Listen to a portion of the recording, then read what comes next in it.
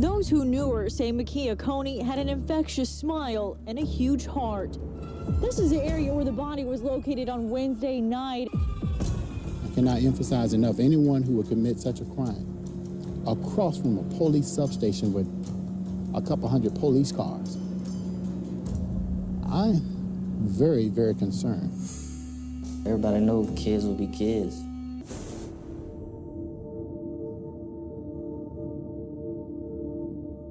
Parents at University Christian School can't imagine who could be responsible for the brutal murder of 17-year-old Makia Coney.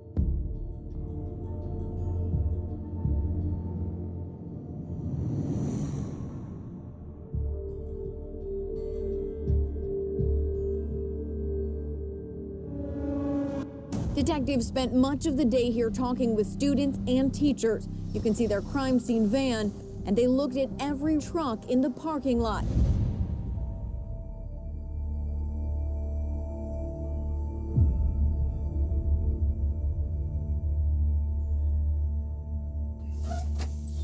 You good? All right.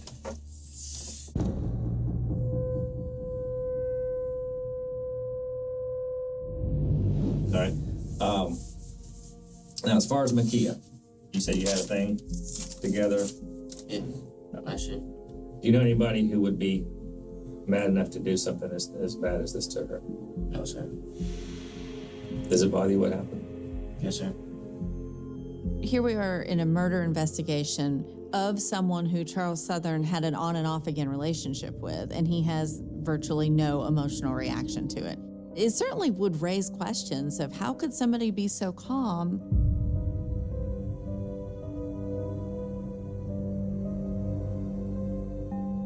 About what time was it that you saw Connor? Probably around 3:30, over there in the weight room. And he had to work out. So I just hung out with him for a little bit. Okay. Have you heard anything about what it may have happened to me? I heard Connor walked her to Taco Bell. Okay, but if he was with you in the weight room, how would he be able to do that without you knowing? I don't know. Southern's giving a timeline and a story that doesn't make a lot of sense. He's essentially throwing his friend Connor under the bus, but he doesn't spend much time thinking about is how those two realities can't coexist. Even though police are suspicious because of his contradictory statements that are being made, it's not enough for them to make an arrest. It's just enough for them to keep watching him and try to find out if there's any validity behind what he's saying.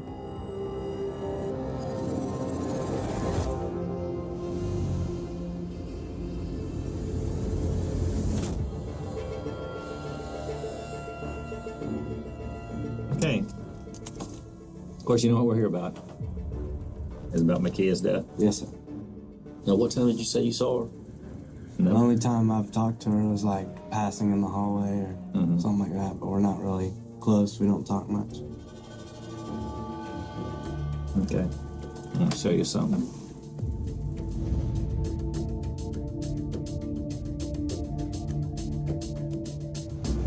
Big truck. Very easy to see on film. Mm-hmm. Okay? When it comes down to it, Connor, if we can't believe what you tell us, you're in a world of hurt. He's distancing himself from the crime. He's distancing himself from the victim. Detectives are using their own experience and common sense to realize that either one or both of these suspects, Southern, Pridgeon, maybe both, are somehow either involved in the crime or they know more than they're letting on. And so now they're challenging him, and Pridgeon's got some decisions to make about how far he goes with these lies.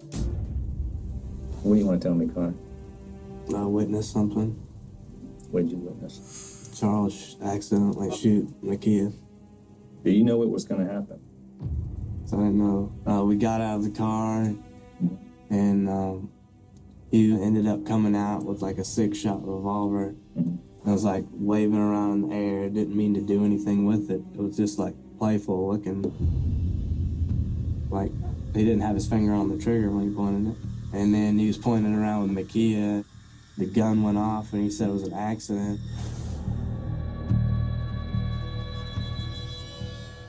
How long has she been on the ground before he fired that second shot? Almost immediately. If it's an accident, man, it's an accident, okay? You're not going to stand over her and put one in her head. You're not going to assassinate the girl for an accident. She was executed. And you know that, you watched it. Got probably 4 hours of sleep yesterday. Teenagers sometimes lie. Their impulse control is poor. But what we also see in psychopathic individuals is this pattern of pathological lying. There's a compulsive need to lie, filling in the blanks. It's clear that Makia was shot twice. She was shot at close range by highly destructive bullets. The only thing Pridgeon comes up with is, I only got about 4 hours of sleep. Most of us, if we were in this situation and witnessed something that horrific, might not have slept at all.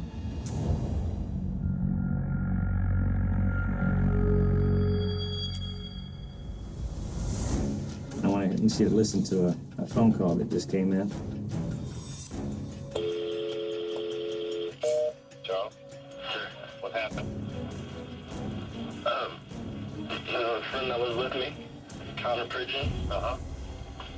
He shot my kid. Connor did? Yes, sir. And you were there? Yes, sir. Yeah. This is bullshit. He's supposed to be a good friend of mine, and then he's gonna say and put it all on me, like I did it, I shot her. Do you think face-to-face that you could get him to tell the truth? I'll talk to him face-to-face, but I think he's just gonna deny it. The two of them are so rapidly and desperately and impulsively trying to explain away their guilt that they don't really think about the consequences of what they're saying, that they're going to now have to address the fact that they were each there.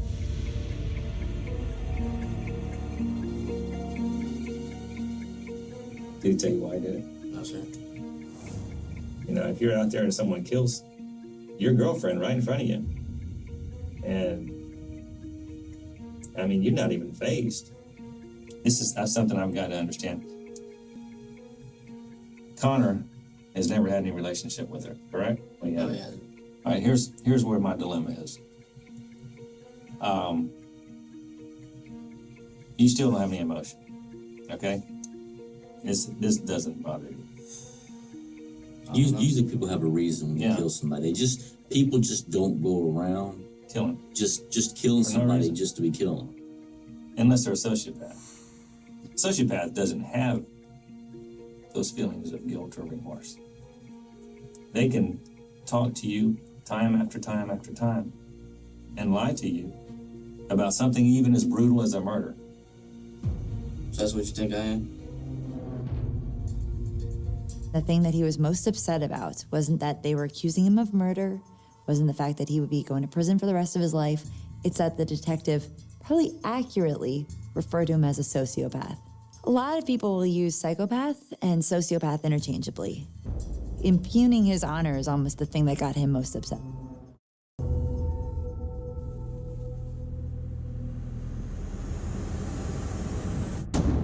Charles, Connor, come in. I want you to tell him what you're telling us. You shot her. I went for the gun.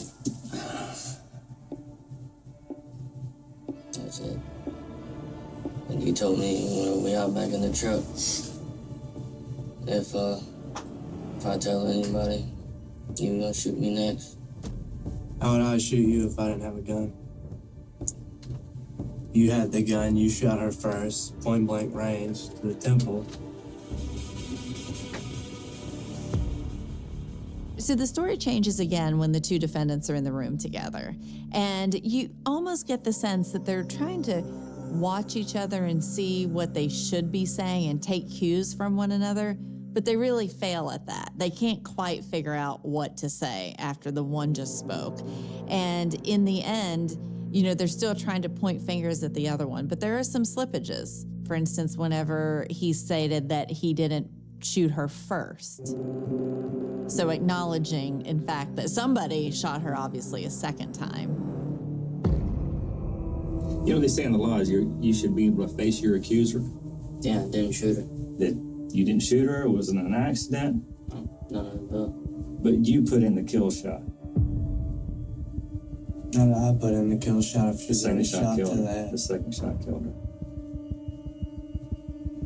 First shot she could have survived. When it comes to the trophy, Connor, you got it on this one. I wasn't looking for a trophy. If that's what you were looking for, partner, if you were looking for recognition, status, that you're a cold killer and you're, you know, a macho guy, you won because you're a cold killer. Charles, look at me.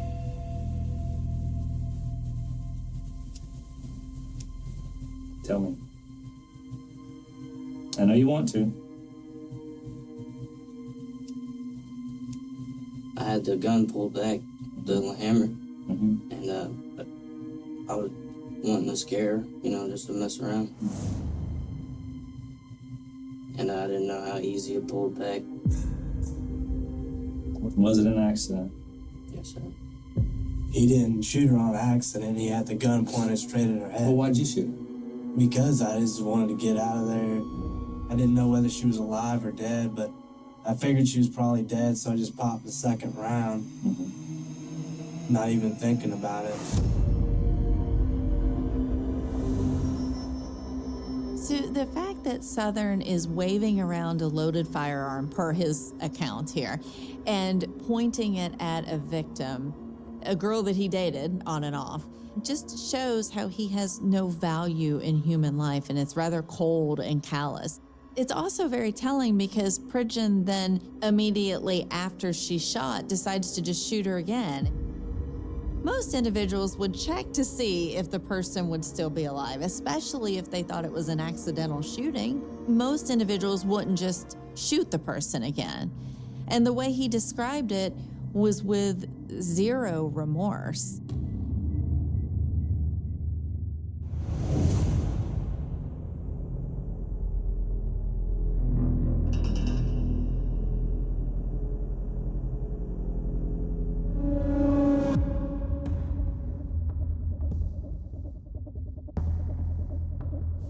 Why Makia?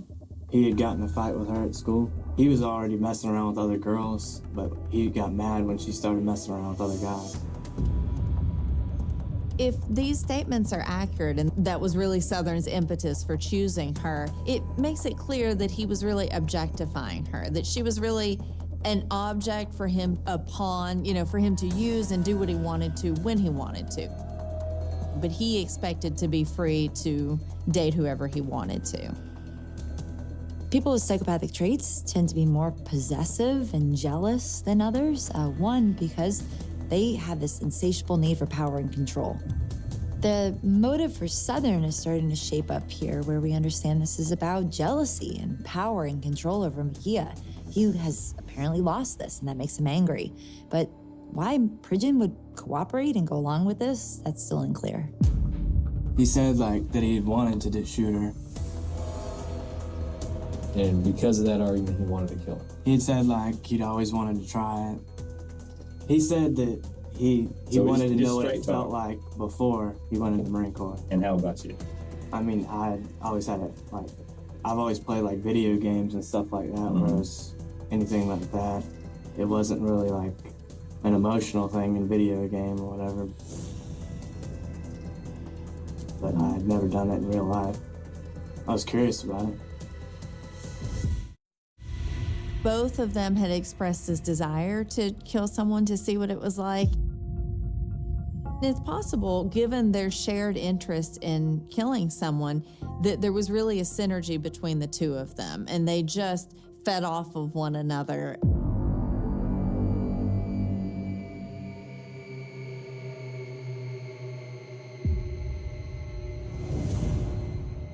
Everything was, like, happy. She had no way of knowing. Just, like, joking around, pretty much. Okay. He pretty much tried to make it look as, like, non-suspicious as possible. But the whole time He's telling detectives how they lured Makia out to this vacant area so they could kill her. So this shows it was very premeditated. They were trying to gain her trust and use their charm to lure her out there. Superficial charm is employed so psychopaths can get their way using honey versus force. And so if they can get somebody to do what they want and get them to come to them and do it with the least amount of resistance, it just makes it easier. Tell me exactly what really happened, what transpired. She was facing the creek and talking to Charles, and Charles was standing like almost directly behind her, and he had looked at me and then pulled out a gun that he had in his waistband. She was talking, smoking. As soon as she got to where she turned her head like that, he already had the gun fully extended. Shot her. Did she never see it? Never saw it coming. She dropped to the ground. Charles is talking to me. What did you say?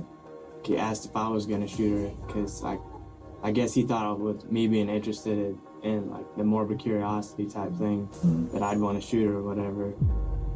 And we had argued about that for about 5 minutes. Just like, why won't you do it, blah, blah, blah. I finally I pulled the gun straight out of my waistband and shot her from like 6 feet away. I didn't plan on shooting anybody when I went out there. I planned on just watching it go down. You remember when we've talked, every other time you said it was almost instantaneous. I had already had the gun in my waistband, which I lied about. Why are you lying? It's part of me, like, natural instinct. He's trying to still downplay his culpability while letting his true colors show through. He's admitting that he's just a natural liar. It's what he does over and over. The idea that Charles had gotten mad at her because she was seeing someone else. No, it wasn't a motive behind it. It could have been anybody else, to be honest with you. It didn't have to be her, but that was like just opportunity.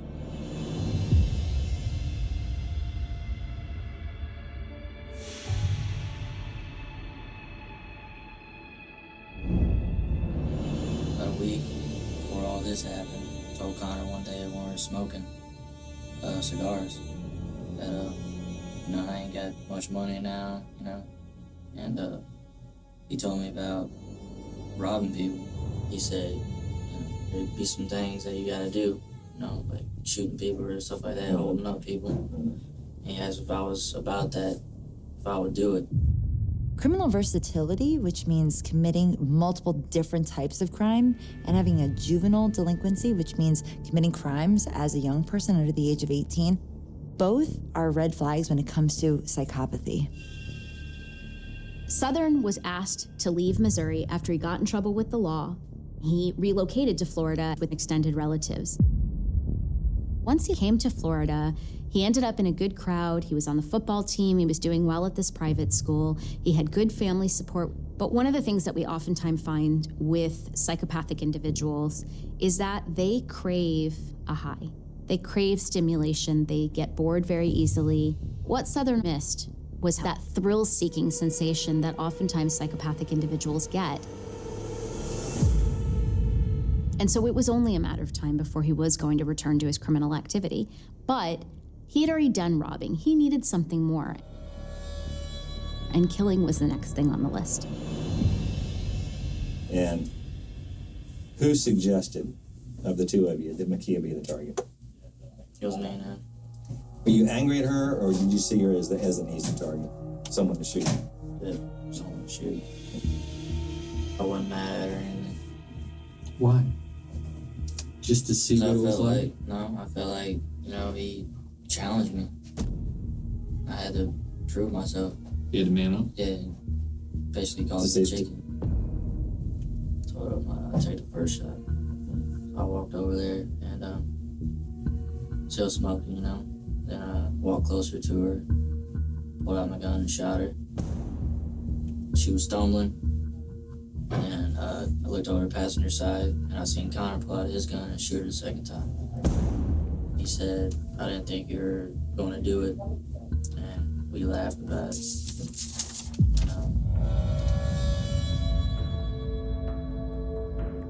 So Southern felt that his ego was challenged, his masculinity was challenged, and so to preserve his own ego, he uses that as justification for why he shot her. Like he had to rise up to the occasion to prove how manly he was. Shooting her simply because he didn't want to be teased or his masculinity to be threatened speaks to his callousness and his narcissism. Had you not gotten caught on this, what were your plans, the two of you? Do more of it, robbing people and hurting people to get money. That probably would have led to killing.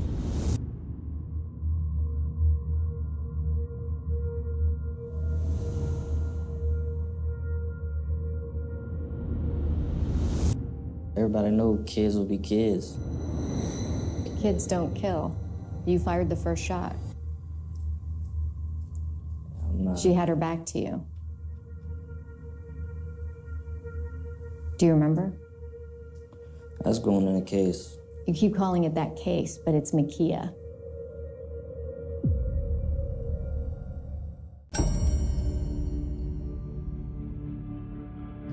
Prosecutors say Kimberly Lynn Cates, 42, a nurse and mother, died of wounds to her head, torso, arms, and legs. Daughter Jamie, an 11-year-old sixth grader, remains in intensive care. Her throat cut, a leg broken. There are reports she managed to call 911 after the attack for help.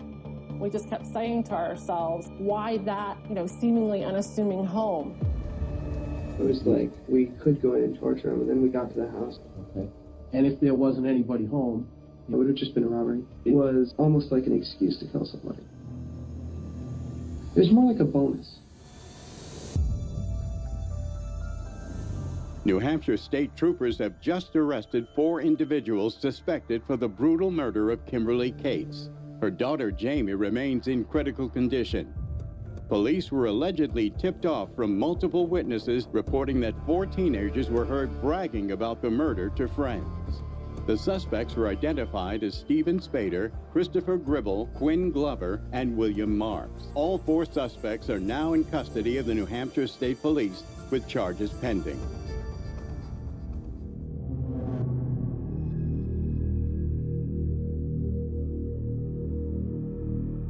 I just wanted to be able to record this, and you told me before I turned it on that that was no problem. Oh, absolutely. Okay.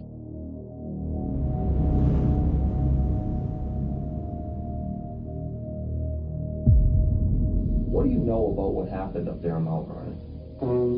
All I know is, when there was something about, there was a lady killed in Mount Vernon, and there's, a young girl that's in stable condition in the hospital, which, honestly, I hope she's going to be okay, because that's horrible to do something to a little girl.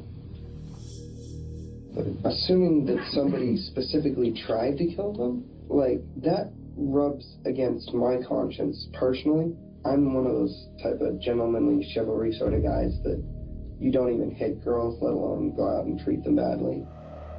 Gribble's reaction to investigators when he's questioned about this brutal crime is inconsistent with how a lot of typical teenage boys and teenagers would react. He's very calm, he's very even in his tone. But what he also is doing is he's impression managing. He's trying to push a narrative on the investigators about how he couldn't possibly be someone that would do this, and that he's this upstanding member of society. Well, Chris, it's funny you should mention that, because I want to let you know, she is going to survive, fortunately. That's good.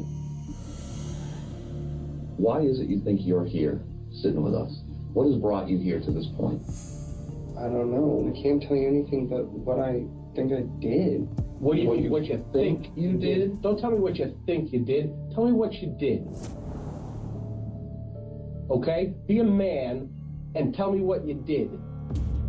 We don't do anything on Saturday nights. We just drive around. I didn't do anything. I find it very hard to believe if I didn't do anything, you could really prove that I did something. Since I didn't do it, I'm sorry, this was wasting time.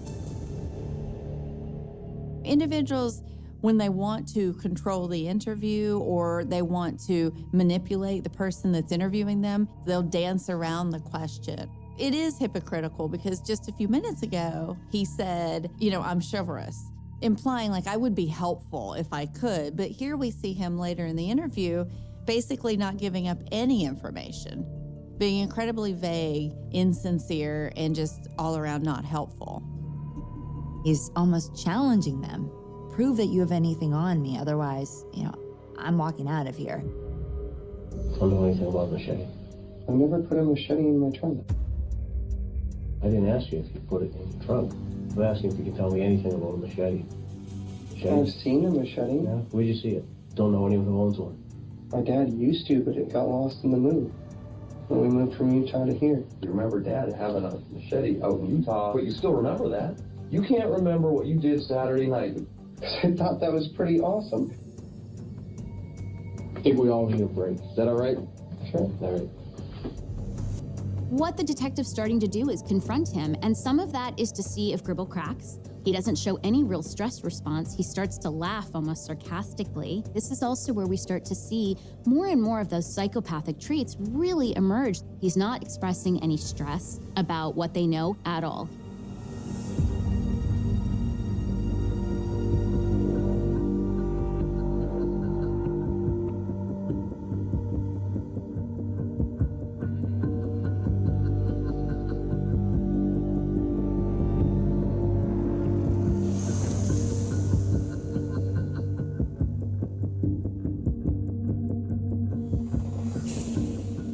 Why don't you go ahead and tell us what you know about the incident out in Mount Vernon? Who were you there with? Steve's there, and I'm Chris. I get a call or a text from Stevie saying that we're gonna go drive next to mine. Did they drive you by the house? Yeah.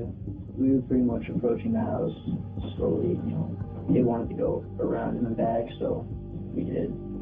What we see is what we would expect to see with most teenagers. He's scared, there's not a lot of energy, and he's somewhat defeated. But what he is also is cooperative. The minute you have a crime partner who's willing to talk, you've got leverage. And most significantly and obviously, what they now have is a witness.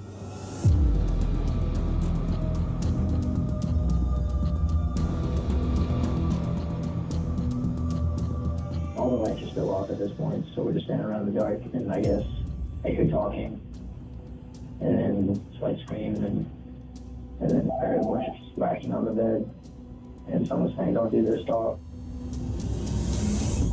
Again, I'm going to ask you, have you heard any more details after the fact? Any of the guys talking about it? They seemed quite amused by it. Who's they? Steve and Chris. They just laughing about it. They seemed to not really care. Afterwards, they said that, I guess it was, they said pretty much it was fun. You almost hear in Marks's account of this that he's still in disbelief, that his friends really didn't have the same plan in mind. It wasn't about robbing these two people. They wanted to kill. It was maybe indulging in and giving in on a fantasy and an urge that they had both had for some time. Okay, with that said, we're going to take a break, okay?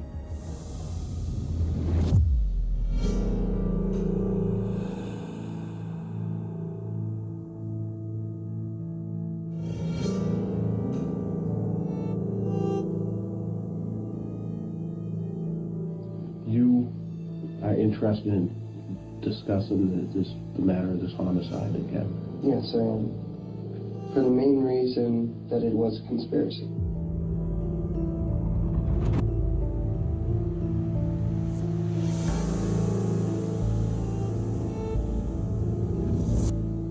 Steve and I are very similar. Steve and Spader. Both of us grew up with problems in our families. Technically, we're both sociopaths. I do not use that as an excuse. I just thought I'd let you know. He is saying, I'm not using being a sociopath as an excuse, but he does disclose that he had the bad childhood, which I feel is an excuse or some mitigation. I think that he's also just grandiose, and he wants to show them how smart he is. Look, I have insight into myself. Here's who I am. What we know about Gribble is in 2007, he had been in trouble for sexually harassing and inappropriately touching someone, and in the process, his family took him to see a therapist. One of the things that emerged was that he was off the scales. high and elevated in the domain that we think of as sociopathy or psychopathy. Oftentimes in media, we hear interchangeably the term psychopath, the term sociopath, and it's important to realize that for us as forensic experts, we talk about it as psychopathy, but they are the same terms. Steve and I have been friends for a very long time. Well, in the past 3 weeks, we've been kind of desperate for cash, and we ended up robbing the house next to him. However, about a few days ago, we decided that we were still low on cash. We couldn't manage to get jobs, and we were going to try and get another robbery. Saturday morning, when I was with Steve, he told me that him and Billy had been cruising around and had found a house out in Mount Vernon. I had found a machete that my father owned, and Steve had mentioned he liked machetes, so I brought it along. Did you think that if somebody was there, if they resisted, you were going to kill them, or it was just... We were just going to kill them.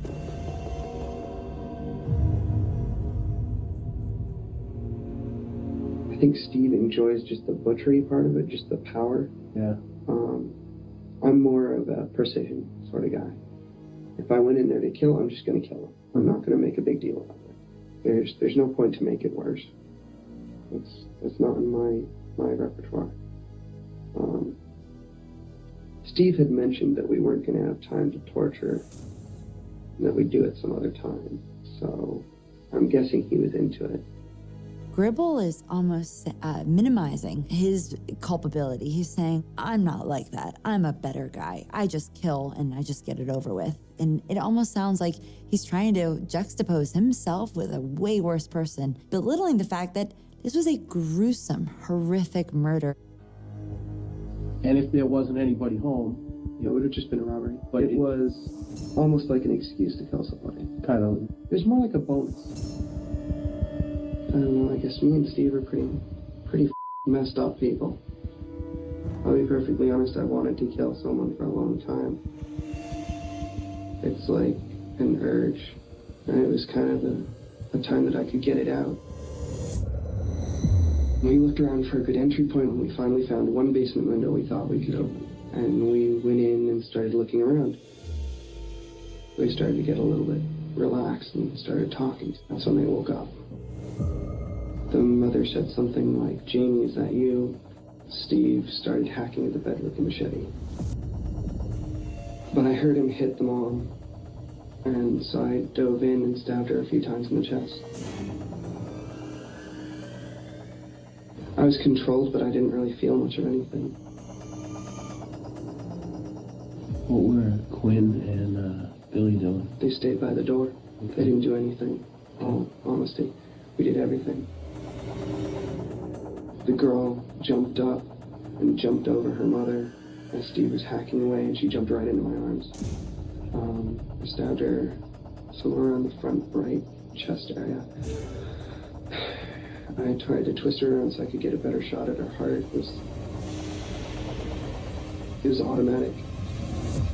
He's reliving it, almost like somebody would be feeling joy when they're retelling about a family vacation. He clearly enjoyed this, despite the butchery and just how sadistic and inhumane this was, and yet he's enjoying it. And it's clear as he's telling investigators, I imagine if we could watch him as he's telling it, he'd be smiling. He turned around, he looked like Jason from Halloween. Mom was obviously not gonna make it, but she was still breathing. Yeah. So I went over and stabbed her in the side of the neck to make sure her artery bled out. Put the machete on top of another trash bag, along with the knife, and booked it off.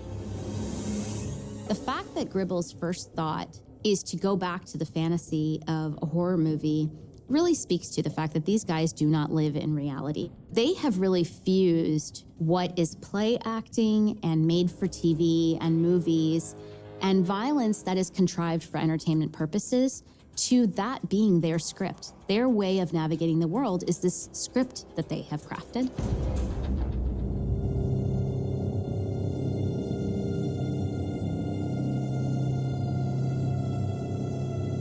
Steve and I went over to Autumn's. It was probably about 5 o'clock to 5:30 when we got back to Autumn's. Autumn was ready to give us the alibi, and so we crashed at his place. We got on the online telegraph and looked at it and found out the girl had survived. And they were like, wow, Chris, you couldn't even kill a 10-year-old. Gave me a really hard time. I kind of wish she died for her sake. Just because she's going to have to live with all that now. If I'm going to kill someone, I'm going to actually do it so that they don't have to sit and live with a bunch of trauma. I've been through so much trauma, I don't want someone to go through that. These teenagers can't wait to get home and see whether there's any buzz. They follow the news closely. They start talking to their friends about what they did. And that's where we really start to see the ego and the self-focus that this was a thrill kill. What is important in this explanation he gives the detective is, while on the surface it sounds like there's a little empathy for this child victim, he then very skillfully and sadly turns this all back to himself. And that's where we see the narcissism. It's now about his own traumatic experiences, his life as he sees it. I remember being kind of like, this isn't a normal high, and I was just kind of neutral the whole time. It was awesome because it was like, my system was all in shock. So it was kind of like, my nerves were running rampant. I had a bunch of adrenaline in my system. Individuals with psychopathic traits do seek stimulation, and they also may get an adrenaline rush from hurting other people, or, they get a thrill and a rush out of seeking opportunities that benefit them. Had Gribble not gotten caught, there are so many red flags that this would be a repeat offense, that he could engage in this type of behavior again. But I'll be honest with you, I can't say I was sorry about it. I just felt nothing. It was kind of cool because it was different, but I'm not really sure if I have the conscience anymore.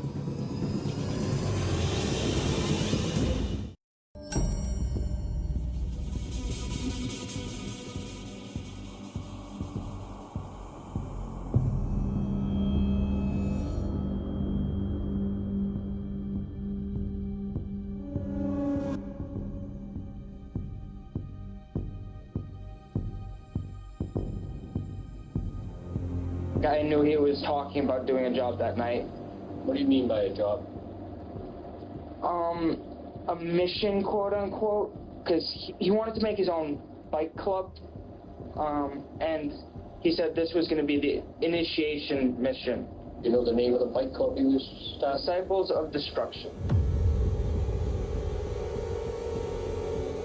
Do you know who else was part of Disciples of Destruction? Quinn and Billy and Steve.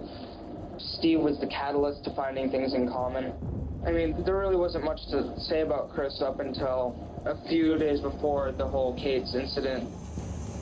Marks and Glover were attracted to Spader. They weren't bothered by the idea of doing a home invasion. They weren't concerned about their future, and they had a more antisocial outlook in life. Where Gribble fits into this is that Gribble and Spader went back to childhood. Their families went to church together, but somehow that disturbed thinking of homicidal urges was the nexus that may have bonded Spader with Gribble. Christopher Gribble and Steven Spader seem to be like-minded in some ways, very interested in looking out for number one, very interested in achieving whatever they want to achieve, however they need to do it, robbing or hurting people if they need to. So it may be, in a sense that individuals with similar psychopathic traits sort of gravitate toward one another.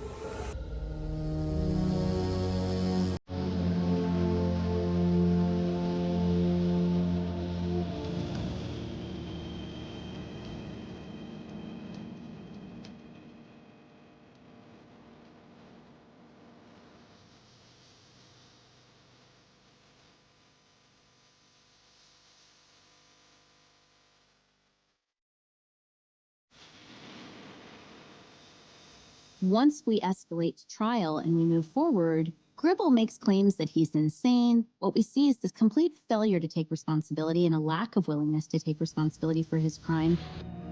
I wanted to get out and have a real social life. I wanted to torture my mom to death. I'd get to the point at night where I just really wanted to sneak in my dad's bedroom, pull the gun out, and shoot myself in the head, because I just wanted it to end. You actually told Dr. Yotanis about a month ago that the people in the jail have no idea how dangerous you are. No, they don't. I smile because it's funny that all the people in there have no idea who they're messing with. So he's talking about wanting the social life that he was deprived of, but it's another indication of trying to reject responsibility. Like, this wasn't all me. Look, I'm a product of my environment. I'm a product of my upbringing. You know, I think this is performative. I think he's enjoying being on the stage, so to speak, of the courtroom.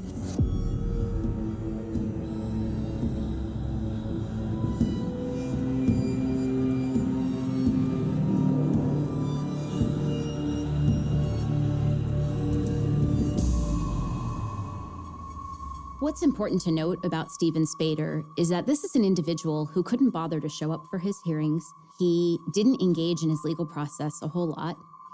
And ultimately, what he did give was a statement that was a controlled written response. It was insincere, and he handed it to his attorneys and authorized them to read it in court on his behalf. He didn't have the courage, ultimately, to face the Cates family. He didn't have the courage to face Jamie Cates and explain himself why he regretted taking her mother away from her. And he did authorize his attorneys to say was the following: "Through my impulsive actions, I have torn apart families and ruined lives. I am truly sorry for the pain I have caused you. I do not expect forgiveness, nor do I deserve any." And what Mr. Cates was quoted as saying later was that it was offensive, it was hurtful. It was almost as if Spader's decision to write this insincere gesture was his final way of torturing and harming this family. I could go on for days and days and days about the depth of your depravity, but it is sufficient to say that you belong in a cage.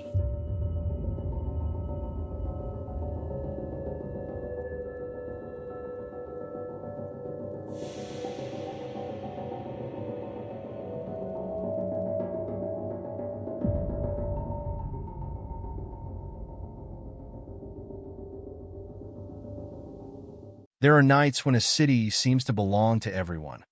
In the summer of 1996, Atlanta was one of those cities. The Olympic Games had transformed the American city into an international stage, bringing enormous crowds together and placing Atlanta under the attention of the world. At the center of that atmosphere was Centennial Olympic Park, a gathering place where people came to experience the excitement surrounding the Games. In the early hours of July 27th, the park was still filled with people. It was the kind of place where strangers stood beside strangers, where the boundary between spectator, visitor, worker, and passerby could disappear inside a crowd. And somewhere among them was a backpack that did not belong. Richard Jewell, a security guard working at the park, noticed it. The discovery would become one of the first crucial moments in a case that would eventually stretch across 4 bombings, several states, and more than 5 years of one of the FBI's most significant manhunts. At that moment, however, Jewell did not know the name Eric Rudolph. He did not know that the object he had noticed would soon become part of a federal investigation. He only knew that something about the abandoned backpack was suspicious. Jewell alerted authorities and began helping move people away from the area. His actions mattered. The warning created an opportunity for the authorities to respond before the device exploded. And before the blast, the person who had planted the bomb made 2 calls to 911, warning that there was a bomb at the park. The warnings did not prevent the explosion. At approximately 1:20 in the morning, the device detonated. The Olympic celebration was suddenly transformed into chaos. Alice Hawthorne, a spectator attending the Olympic activities, was killed. More than 100 people were injured. The scale of the attack was immediately apparent, but so was the uncertainty surrounding it. Who had placed the backpack? Why had someone chosen Centennial Olympic Park, a place associated with an international sporting event and crowded with civilians? Why had the bomber warned authorities before the explosion?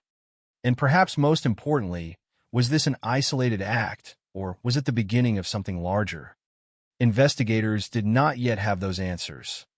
What they had was a crime scene, a dead woman, more than 100 injured people, and a device whose components would later become important evidence in identifying the person responsible.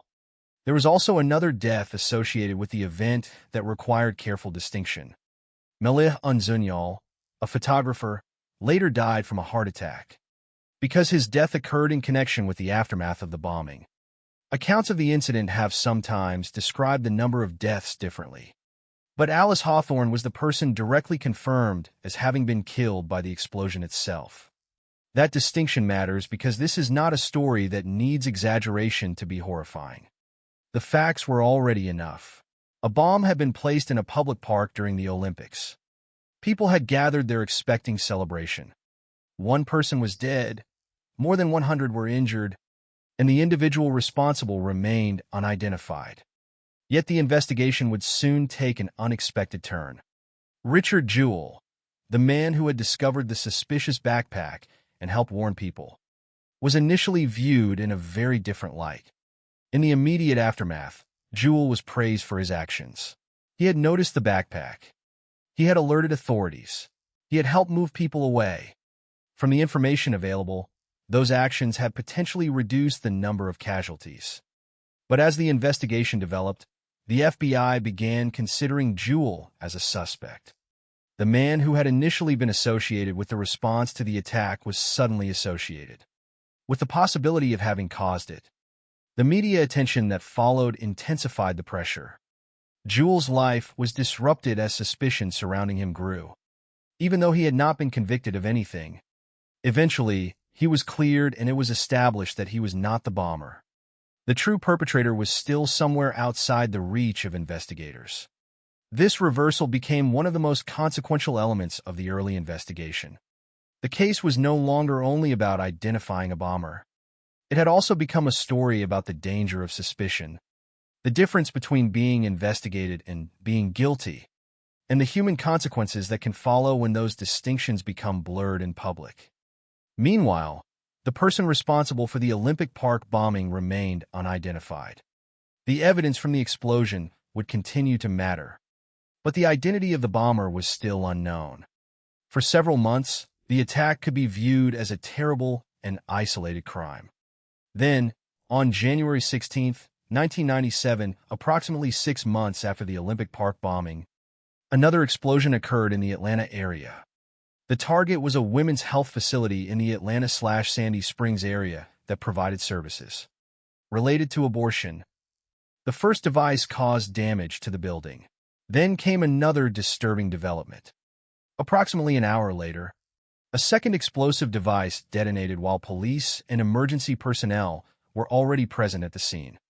Numerous law enforcement officers and emergency responders were injured, and the Department of Justice later recorded that more than 50 people were injured in the attack.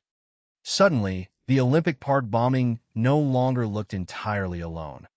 Investigators began to recognize similarities between the incidents, including similarities in the materials used in the explosive devices. The question began to change. Instead of asking only who had bombed Centennial Olympic Park, investigators had to consider whether the same person could be responsible for more than one attack. And if that was true, the implications were far more serious. A pattern was beginning to emerge. The Olympic Games had been targeted. Then a facility connected with abortion-related services had been attacked. And the method of using another explosive device after the first attack created a troubling new dimension to the investigation.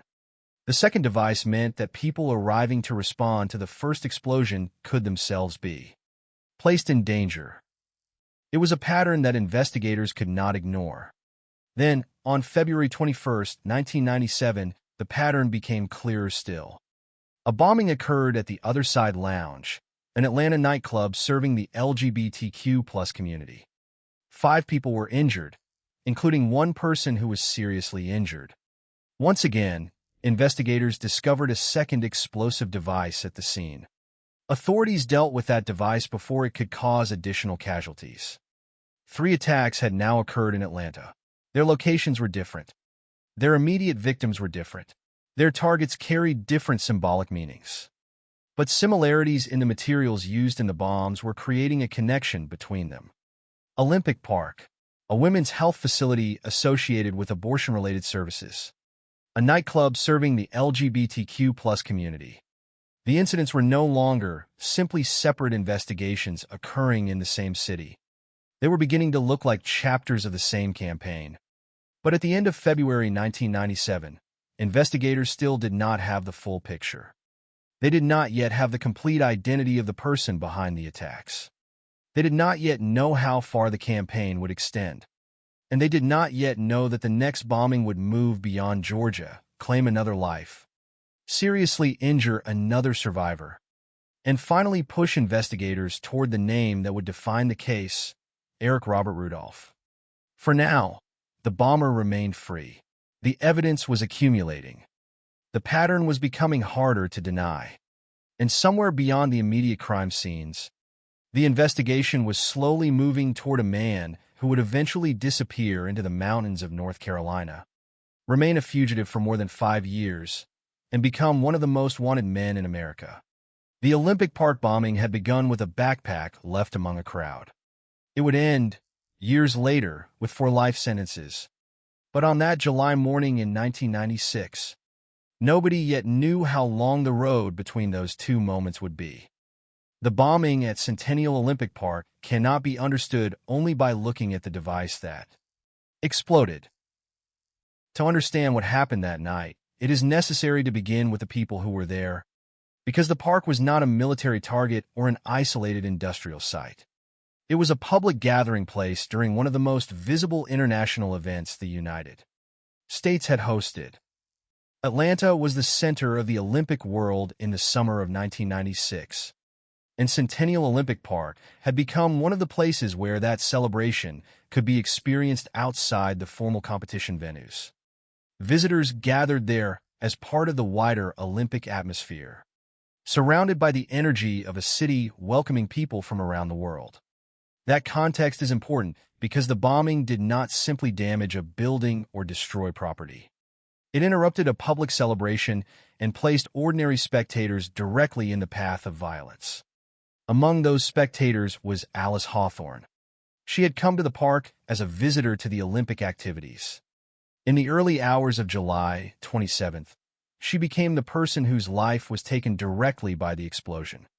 Her name would become permanently connected with the Centennial Olympic Park bombing, but behind the case file was an individual who had simply been present at a public event.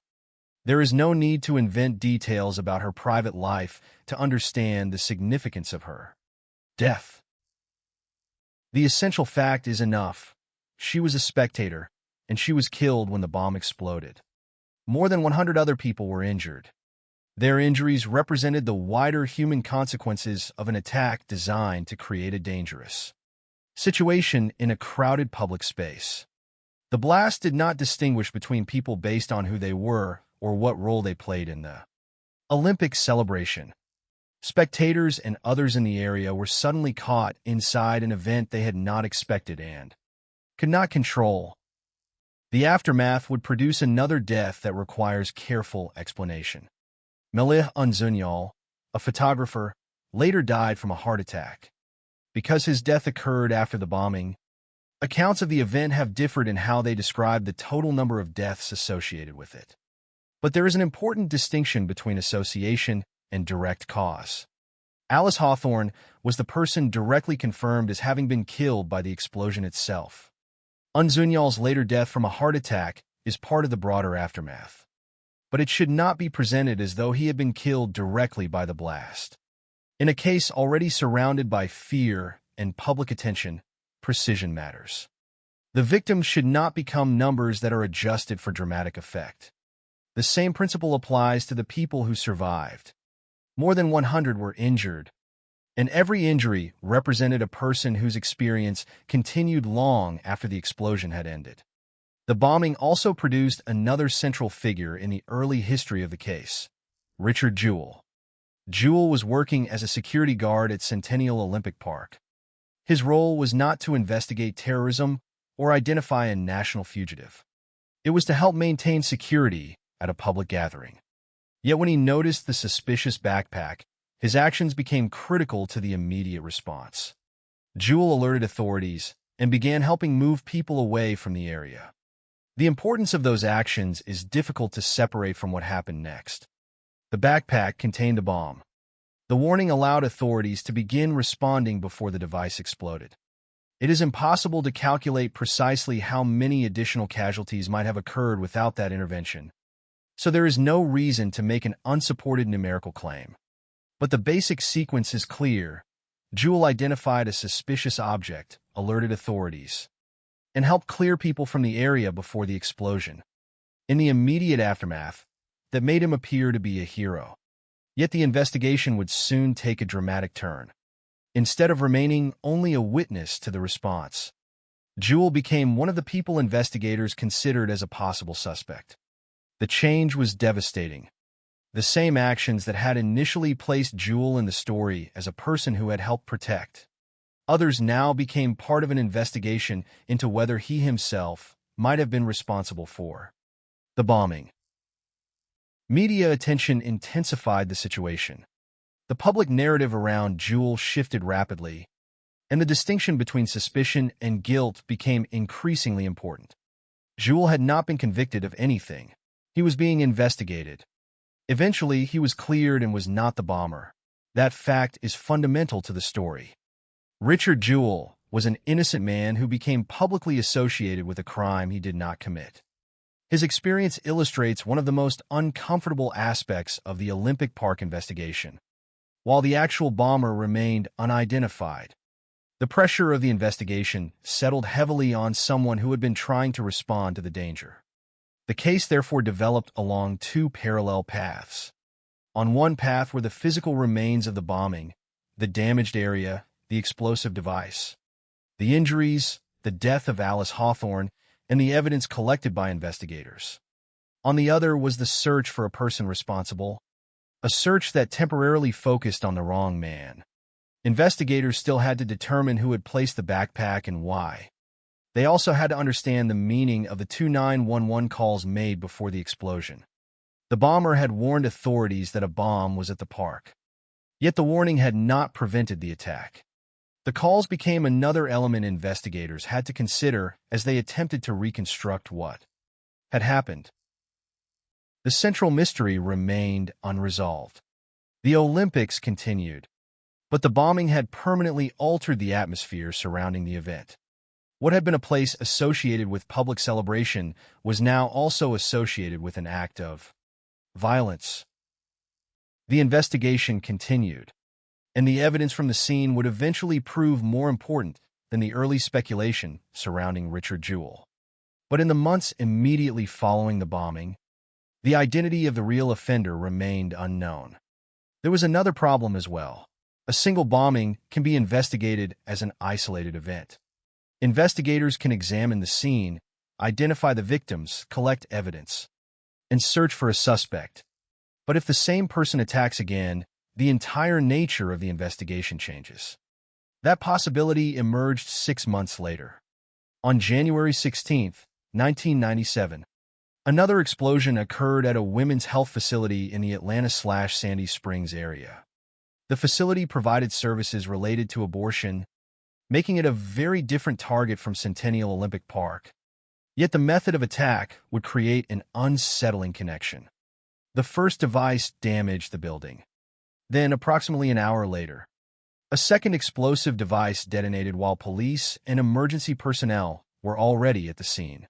Numerous law enforcement officers and emergency responders were injured, and the Department of Justice later recorded that more than 50 people were injured in the attack. The presence of a second device changed the meaning of the incident. Investigators now had another bombing in the Atlanta area, another explosive device, and another set of victims. More importantly, they had similarities in the materials used in the devices. The investigation that had begun with the Olympic Park bombing was beginning to expand into something larger. Then came February 21st, 1997. At the Other Side Lounge, an Atlanta nightclub serving the LGBTQ+ community, another bomb exploded. 5 people were injured, including one who was seriously injured. Once again, a second explosive device was discovered at the scene, and authorities dealt with it before it could cause additional casualties. 3 attacks had now occurred in Atlanta within less than a year. Their targets were different, but the similarities were becoming harder to dismiss. The Olympic Park attack had struck a public Olympic gathering. The second bombing had targeted a women's health facility connected to abortion-related services. The third had struck a nightclub serving the LGBTQ+ community. The locations appeared different, but investigators were beginning to see connections in the materials used to construct the devices. The question was no longer simply who had bombed the Olympic Park. The more urgent question was whether the same person had been responsible for all 3 attacks. And if that was true, the investigation had entered a completely different phase. The bomber was no longer just an unidentified individual associated with one terrible night in Atlanta. There might be a campaign, a sequence, and a deliberate choice of targets. But investigators still did not know the full extent of that campaign. They did not yet know the name Eric Rudolph. They did not yet know that the next attack would take place outside Georgia. And they did not yet know that the 4th bombing would finally transform a growing pattern into a nationwide manhunt. For the victims of the first 3 attacks, however, the consequences were already real. Alice Hawthorne was dead. More than 100 people had been injured at the Olympic Park. More than 50 people would be injured in the Atlanta area clinic bombing, and 5 more would be injured at the Other Side Lounge. The numbers were beginning to form a pattern of their own. Behind every number was a person who had entered an ordinary public place and suddenly found themselves inside a crime they had never expected. And as investigators followed the evidence from one scene to another, the true story of the bombing campaign was beginning to emerge, slowly, imperfectly, and without yet revealing the identity of the man who would eventually become its central figure. By early 1997, the bombing at Centennial Olympic Park was no longer an isolated event. For investigators in Atlanta, the case had already become complicated by the intense attention surrounding Richard Jewell, the man who had discovered the suspicious backpack and helped move people away from the danger. Jewell had eventually been cleared, but the central question remained unanswered. Who had actually placed the bomb? The investigation still had to identify the person responsible, determine whether the Olympic Park attack had been an isolated act, and understand the significance of the warning calls made before the explosion. Then, on January 16, 1997, approximately 6 months after the Olympic Park bombing, another explosion occurred in the Atlanta/Sandy Springs area. The target was a women's health facility that provided services related to abortion. The location was different from Centennial Olympic Park, and the circumstances were different as well. But what happened after the first explosion immediately gave investigators another reason to look beyond the individual crime scene. The first explosive device damaged the building. The immediate danger might have appeared to be over. But approximately an hour later, a second explosive device detonated while police and emergency personnel were already at the scene. The people who had arrived to respond to the first explosion were suddenly exposed to another attack. Numerous law enforcement officers and emergency responders were injured. The Department of Justice later recorded that more than 50 people were injured in the attack. The second device was significant not simply because it caused additional injuries, but because it changed the way investigators had to understand the incident. A bombing followed by another explosive device at the same location suggested a pattern that could not easily be dismissed as coincidence. Investigators began comparing the evidence from the Atlanta area clinic bombing with the evidence collected from Centennial Olympic Park. Among the most important similarities were the materials used in the explosive devices. The investigation was beginning to move away from the idea of a single unexplained bombing and toward the possibility of a connected series of attacks. That distinction mattered. If 2 attacks shared significant characteristics, then evidence from one scene could potentially help investigators understand the other. A component recovered from one device might have meaning when compared with material recovered somewhere else. A method used in one attack might provide context for another. The crime scenes were becoming pieces of the same larger puzzle. But there was still no complete picture. Investigators did not yet have the name of the person responsible. They were following evidence, comparing materials, and trying to determine whether one offender could be behind both attacks. Then, just over a month later, the investigation had another bombing to consider. On February 21st, 1997, the Other Side Lounge in Atlanta was attacked. The nightclub served the LGBTQ+ community, making it a very different location from the Olympic Park and the Women's Health Facility. Yet once again, an explosive device had been used. 5 people were injured, including one person who was seriously injured. And once again, the discovery of another explosive device became an important part of the incident. A second device was found at the scene, and authorities dealt with it before it could cause additional casualties. 3 attacks had now occurred in Atlanta within a period of several months. 3 locations, 3 groups of people exposed to violence, 3 different settings that, on the surface, might have seemed unrelated. Yet investigators were increasingly confronted by similarities in the explosive materials. The significance of the pattern was becoming clearer. The first attack had taken place at a public gathering during the Olympics. The second had targeted a women's health facility associated with abortion-related services. The third had targeted a nightclub serving the LGBTQ+ community. These were not identical targets, but they carried different forms of symbolic significance. The locations were different, but the evidence was beginning to connect them. The repeated appearance of secondary explosive devices was also deeply troubling. In the Olympic Park bombing, the attacker had made 2 calls to 911 warning that a bomb was present before the explosion. In the later Atlanta area clinic bombing and at the Other Side Lounge, investigators encountered another dangerous feature, a second device at the scene. These details became part of a growing picture of a deliberate bombing campaign. It was still necessary, however, to avoid assuming more than the evidence established. Investigators had to prove connections through physical evidence and other investigative leads. Rather than simply linking the attacks because they had occurred in the same city, the materials recovered from the devices became especially important.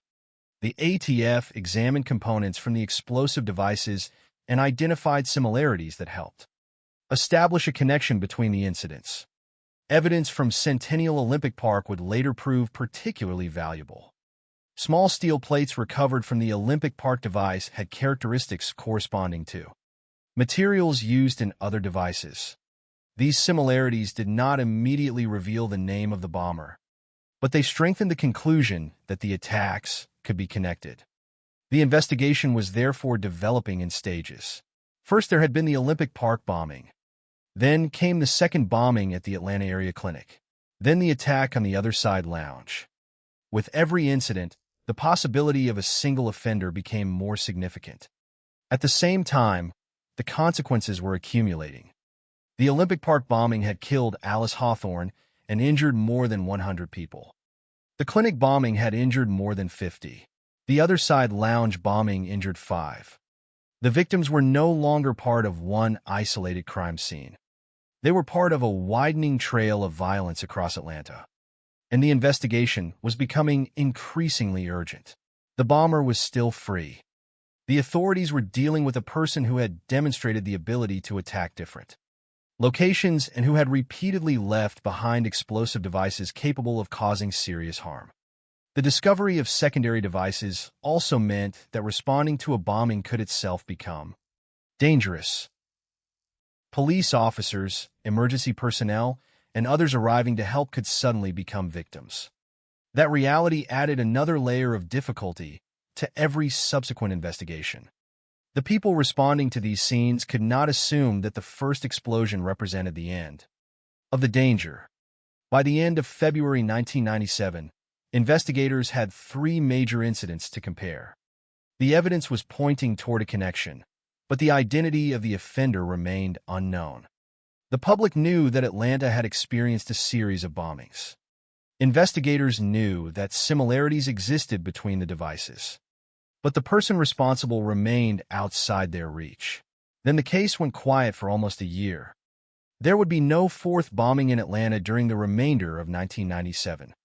But the absence of another attack did not mean the campaign had ended. On January 29, 1998, the fourth bombing would take place in Birmingham, Alabama. This time, the consequences would be even more serious. A police officer named Robert Sanderson, who was working security outside a women's health facility, would be killed. A nurse named Emily Lyons would be seriously injured.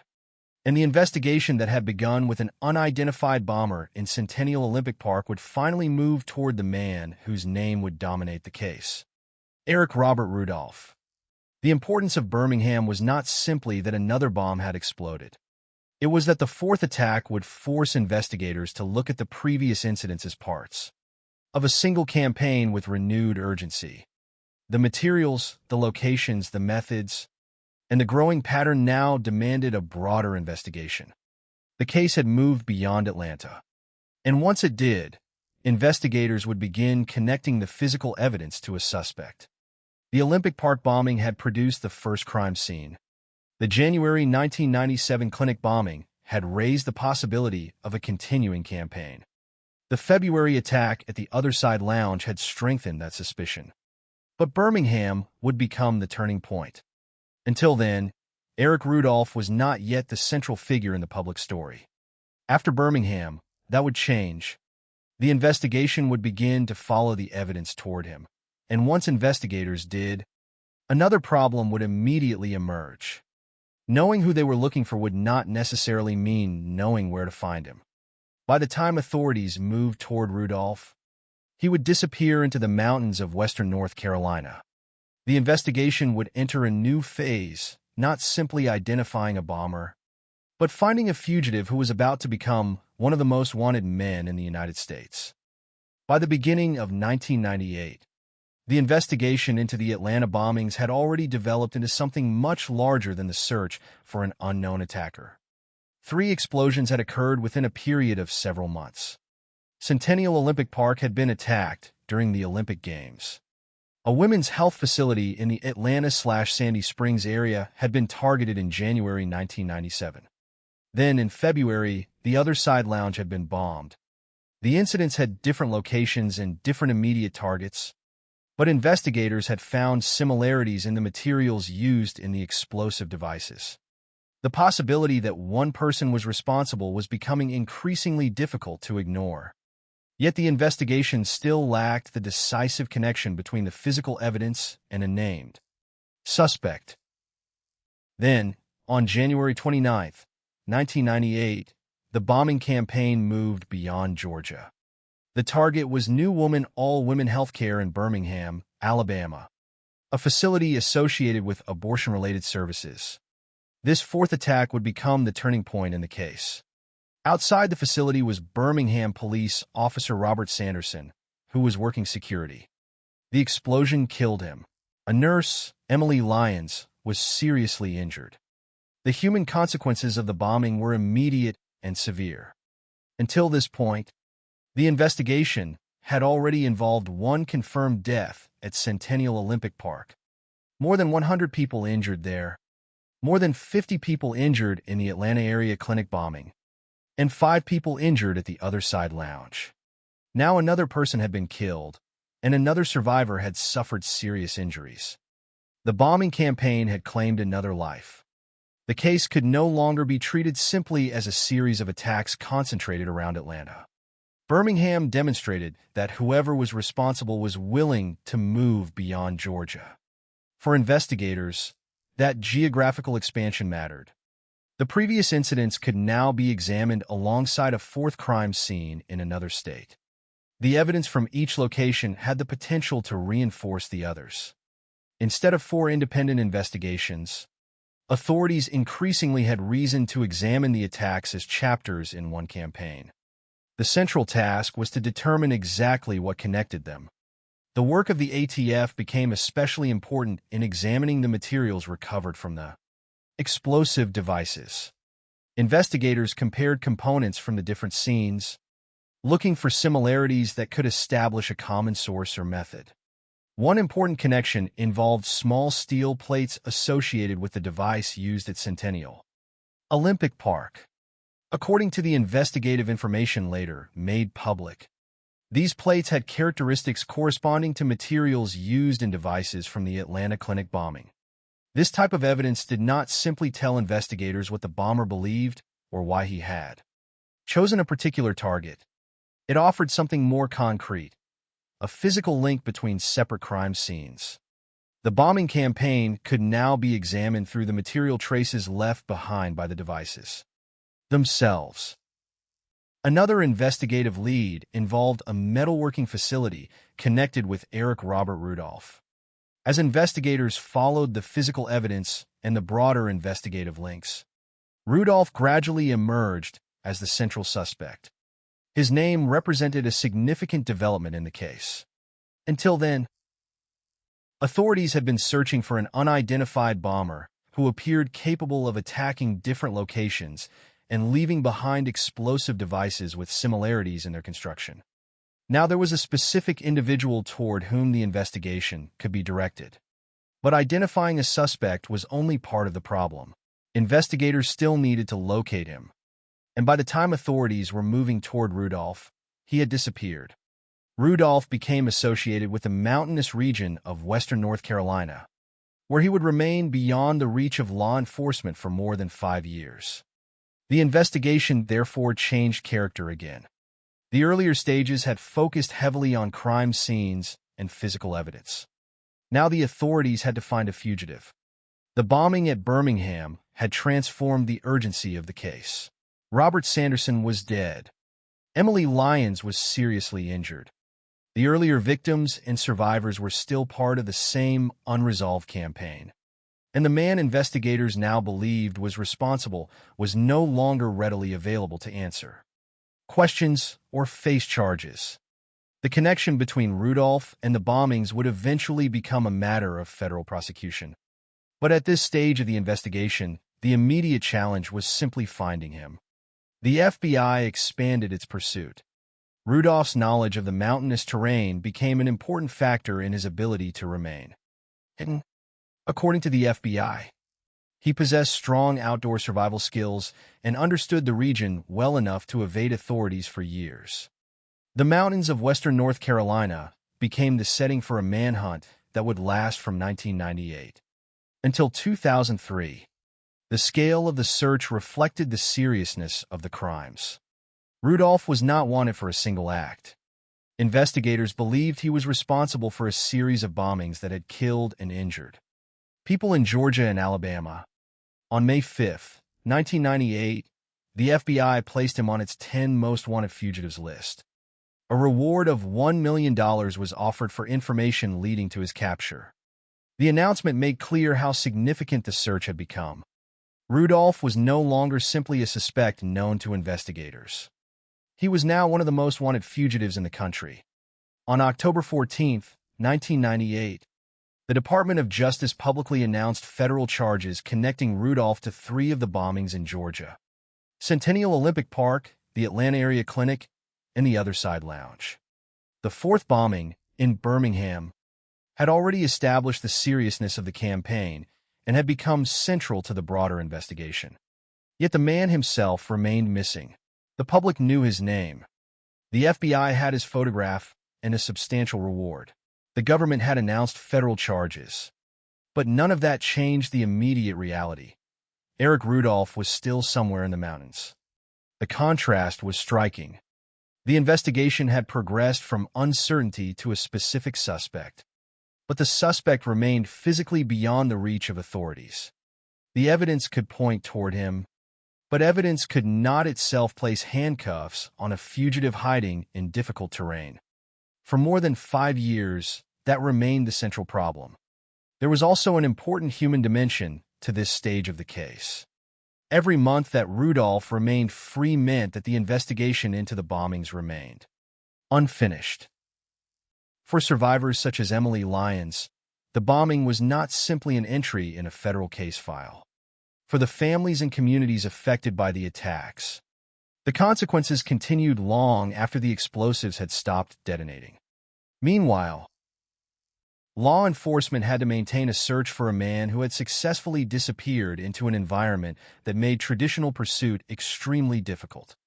The case had therefore entered a prolonged period in which progress would not necessarily be measured by dramatic breakthroughs. Instead, it became a test of persistence. The authorities had the suspect's identity. They had evidence connecting the bombing scenes. They had federal charges. They had placed Rudolph among the country's most wanted fugitives. They had offered a $1 million reward, but they still did not have him. The investigation had begun with a backpack in an Olympic park and an unidentified bomber. It had moved through Atlanta, then to Birmingham, and finally into the mountains of North Carolina. The trail had produced a name, but the name was attached to a man who had vanished. For the next several years, Eric Rudolph would remain a fugitive. The case would continue to attract attention because the man suspected of carrying out the 4 bombings had not been captured. Yet the end of the manhunt would eventually come in a way that seemed almost ordinary compared with the scale of the crimes and the resources devoted to finding him. It would not begin with a dramatic confrontation in the mountains. It would begin with a local police officer, a store, and a man searching through a dumpster. But that moment was still years away. In 1998, the investigation had reached its most frustrating stage. The authorities believed they knew who they were looking for. The public knew his name. The FBI had placed him among its 10 most wanted fugitives. The reward stood at $1 million. And still, Eric Rudolph remained free. The bombing campaign had moved from Atlanta to Birmingham. The evidence had begun to connect the separate attacks, and the suspect had disappeared into the landscape. The question was no longer simply who had built the bombs. It was now much more immediate. Where was Eric Rudolph, and how long could he remain hidden? By the time Eric Rudolph disappeared into western North Carolina, the investigation had reached a point that would have seemed almost impossible only 2 years earlier. The person responsible for the bombing at Centennial Olympic Park was no longer simply an unidentified figure. Investigators had connected 4 separate attacks, followed physical evidence across multiple crime scenes, and identified Rudolph as the central suspect. But the progress came with a new problem. Eric Rudolph was gone. The 4th bombing at New Woman All-Women Healthcare in Birmingham had taken place on January 29, 1998. Robert Sanderson, a Birmingham police officer working security outside the facility, had been killed. Emily Lyons, a nurse, had been seriously injured. The bombing had demonstrated that the campaign had moved beyond Georgia, and it had given the investigation a renewed sense of urgency. Yet when authorities moved toward Rudolph, they discovered that finding a suspect and finding a fugitive were 2 very different tasks. Rudolph disappeared into the mountainous region of western North Carolina. According to the FBI, he had strong outdoor survival skills and understood the terrain well. That environment would become central to the next stage of the case. The investigation that had once revolved around bomb fragments, crime scenes, and comparisons between explosive devices now became a prolonged search through difficult terrain for a man determined to remain hidden. The scale of the crimes made the search especially important. This was not a suspect wanted for one isolated incident. Rudolph was believed to be responsible for a campaign involving 4 bombings between 1996 and 1998. The first had occurred at Centennial Olympic Park during the Olympic Games. The second had targeted a women's health facility in the Atlanta/Sandy Springs area. The third had struck the Other Side Lounge in Atlanta. The 4th had occurred at a women's health facility in Birmingham. Together, the attacks had produced deaths, serious injuries, and more than 100 injured people at the Olympic Park alone. By this point, the authorities were not searching for an unknown offender. They were searching for a specific man connected to a series of attacks that had attracted national attention. On May 5, 1998, the FBI placed Eric Rudolph on its 10 most wanted fugitives list. The decision reflected the importance of the case and the difficulty of locating him. A $1 million reward was offered for information leading to his capture. The reward represented a clear message. Authorities wanted information that could finally bring the fugitive into custody. But even that enormous incentive did not immediately end the search. Rudolph remained hidden. The public now knew his name, but knowing the name of a fugitive does not mean knowing his location. A photograph can be distributed. A reward can be announced. Charges can be filed. None of those things guarantee that the person will be found, especially when the suspect is believed to be using mountainous terrain to avoid detection. The FBI continued the pursuit. The case became one of persistence as much as investigation. Every passing month meant that Rudolph remained free. The longer the search continued, the more the bombing campaign became associated not only with the 4 attacks, but also with the extraordinary length of the manhunt that followed them. On October 14, 1998, the Department of Justice publicly announced federal charges connecting Rudolph to 3 of the Georgia bombings: Centennial Olympic Park, the Atlanta Area Clinic, and the Other Side Lounge. The charges gave the investigation another formal dimension. The federal government had now publicly identified Rudolph in connection with the attacks. But the legal announcement did not change the practical problem. He was still not in custody. The case had reached an unusual point. Investigators had identified the suspect they believed was responsible, but they could not bring him before a court. The evidence could be analyzed. The charges could be announced. The reward could be increased to a level capable of attracting nationwide attention. Yet Rudolph remained somewhere beyond the reach of law enforcement. The mountains of western North Carolina became more than a geographical detail in the story. They were the environment in which the investigation would remain stalled for years. The FBI described Rudolph as someone with the ability to survive in the outdoors and knowledge of the region. Those characteristics made the search particularly difficult. The authorities had to contend with terrain that gave a fugitive opportunities to remain out of sight. For Rudolph, the mountains became a place of concealment. For investigators, they became the setting for a long and demanding manhunt. It is important, however, not to turn this period into an adventure story. Rudolph was not a heroic figure surviving against overwhelming odds. He was a fugitive accused of carrying out 4 bombings that had killed people and injured many others. The purpose of the manhunt was to bring him into custody and ultimately hold him accountable through the legal system. The passage of time did not erase the consequences of the bombings. Alice Hawthorne remained dead. Robert Sanderson remained dead. Emily Lyons continued to live with the consequences of serious injuries. More than 100 people had been injured at Centennial Olympic Park, and more than 50 had been injured in the Atlanta Area Clinic bombing. 5 people had been injured at the Other Side Lounge. The victims and survivors did not disappear simply because the suspect had. Their experiences remained the reason the investigation continued. For the authorities, the challenge was therefore more than locating a wanted man. It was completing an investigation that had begun with a bombing during a global celebration and had expanded into a campaign across state lines. The FBI's pursuit lasted from 1998 until 2003. More than 5 years passed after Rudolph disappeared. During that time, he remained one of the country's most wanted fugitives. The 10 most wanted designation ensured that his name remained publicly visible. But visibility did not lead directly to capture. The $1 million reward remained another reminder of the scale of the effort to locate him. Yet the case remained unresolved in the most basic sense. Rudolph was not in custody. There is a particular tension in a manhunt that lasts this long. At the beginning, there is urgency. Investigators want to find the suspect before evidence disappears and before another attack can occur. As months become years, the nature of the pursuit changes. The investigation becomes a sustained effort rather than a single response. The suspect's identity is already known, but the location remains uncertain. The public may move on to other stories, but the case itself does not disappear. In Rudolph's case, the crimes were too serious and the investigation too significant for that.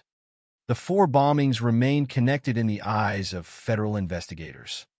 The physical evidence that had helped identify Rudolph remained part of the case. The charges remained in place. The reward remained. And somewhere in North Carolina, the fugitive remained hidden. Eventually, however, the long search would end, and the manner of his capture would be striking precisely because it lacked the drama that might have been expected after years of searching for a man accused of a national bombing campaign. There would be no final confrontation in the mountains described in the supplied record. There would be no prolonged armed battle. Instead, on May 31, 2003, the investigation would reach its conclusion through an ordinary encounter involving a local police officer and a man searching through a dumpster behind a store in Murphy, North Carolina. The officer was J.S. Postel. He initially suspected that the man might be involved in a burglary. But the man was Eric Rudolph.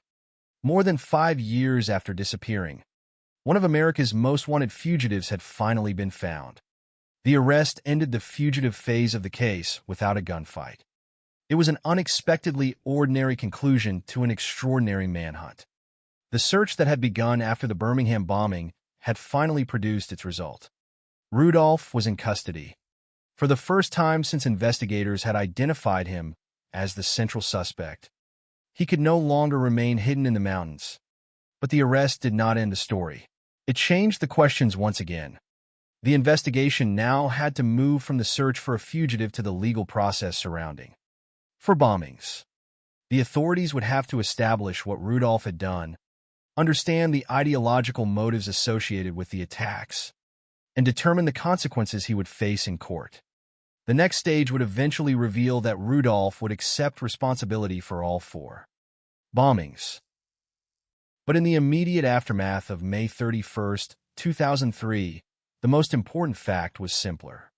Eric Rudolph was no longer missing. The man who had eluded investigators for more than 5 years had finally been captured.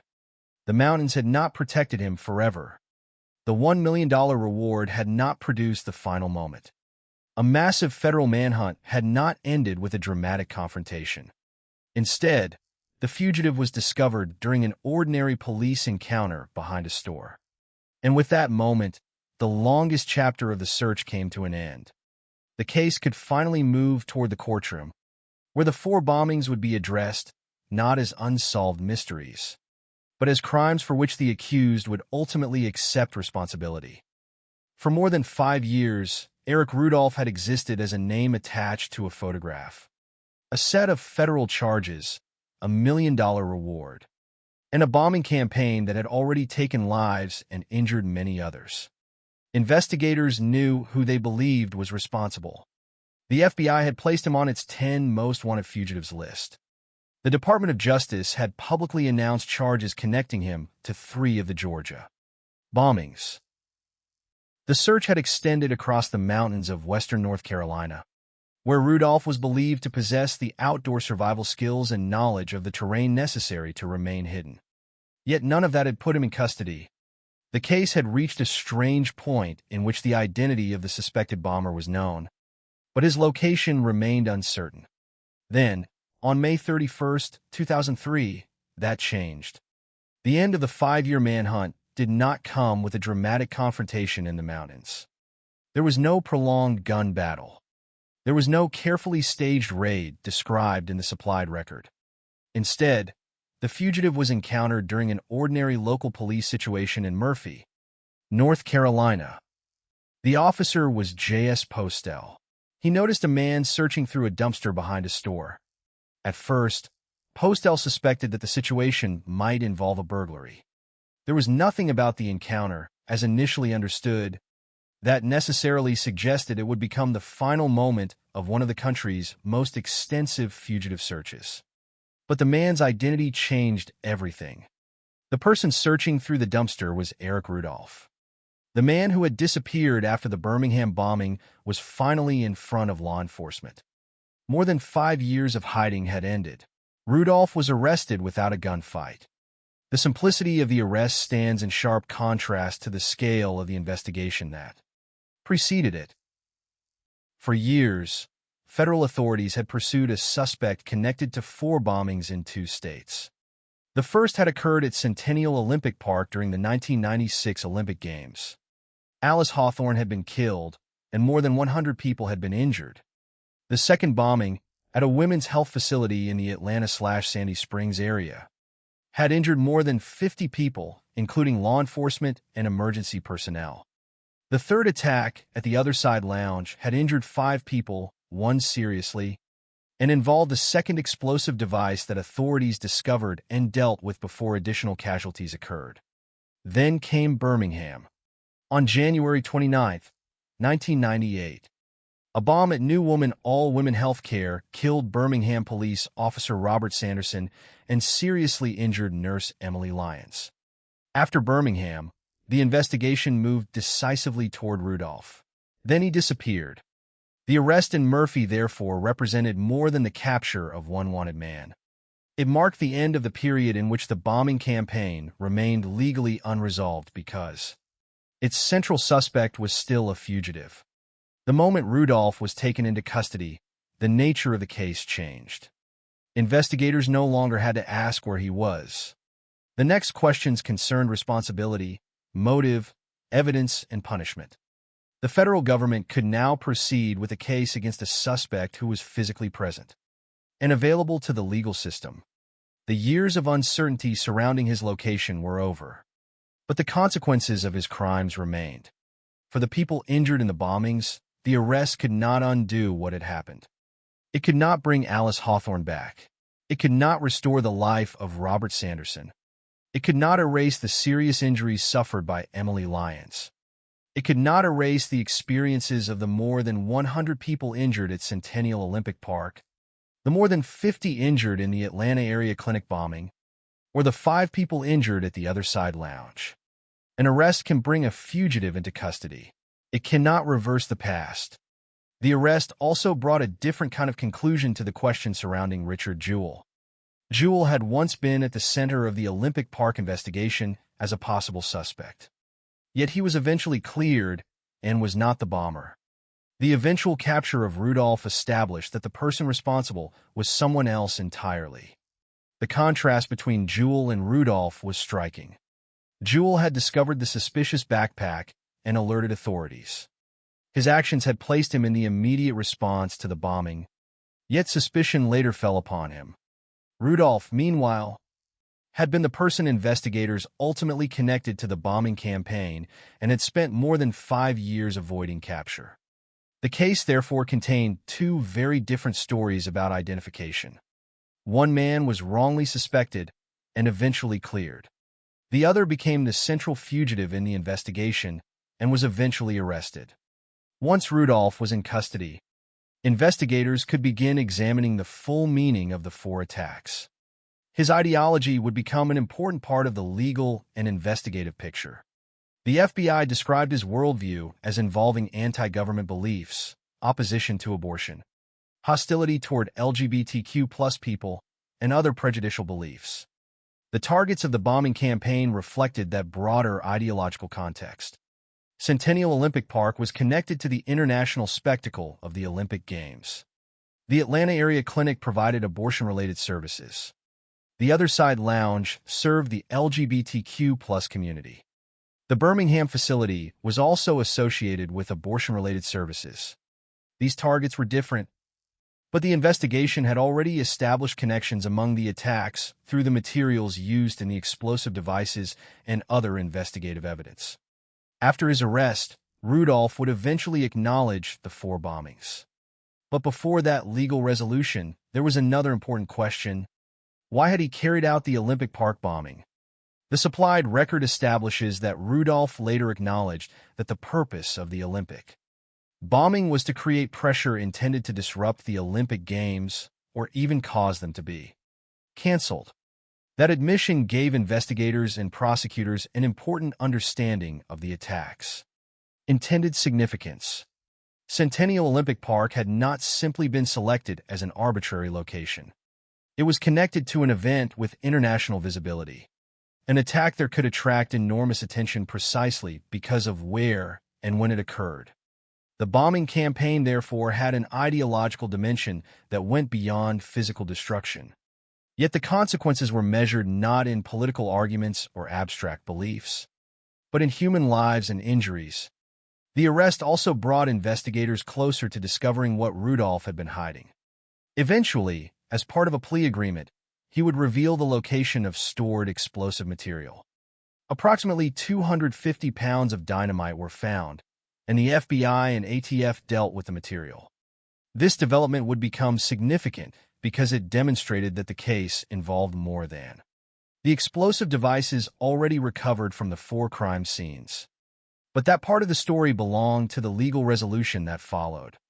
On May 31, 2003, the essential fact was simply that Eric Rudolph was finally in custody. The manhunt that had consumed more than 5 years had ended in Murphy, North Carolina, during an encounter that began with an officer noticing someone searching through a dumpster. It was almost an ordinary moment, except for the identity of the man involved. For years, Rudolph had been one of the most wanted fugitives in America. Now he could no longer disappear into the mountains. The case had entered a new phase, one in which evidence could be presented, charges could be addressed, and the accused could finally face the consequences through the legal system. The capture did not erase the uncertainty that had surrounded the early investigation, and it did not undo the suffering caused by the bombings.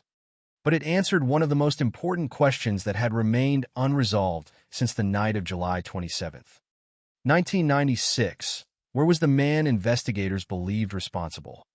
He was no longer somewhere in the mountains. He was no longer a photograph on a wanted poster. He was no longer a fugitive being searched for across western North Carolina.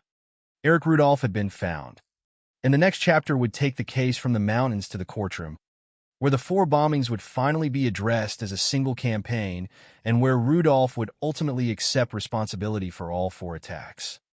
The arrest of Eric Rudolph on May 31, 2003, ended more than 5 years of uncertainty about his whereabouts, but it did not end the case.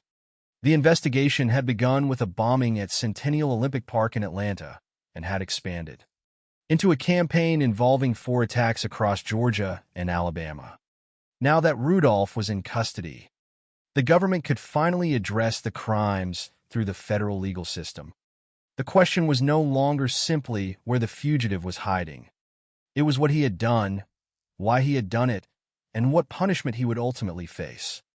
The evidence gathered from the 4 bombing scenes had already helped investigators connect the attacks. Materials recovered from the explosive devices showed similarities, including characteristics associated with small steel plates used in the Olympic Park device and materials found in other devices. Investigators had also followed an investigative lead involving a metalworking facility connected with Rudolph.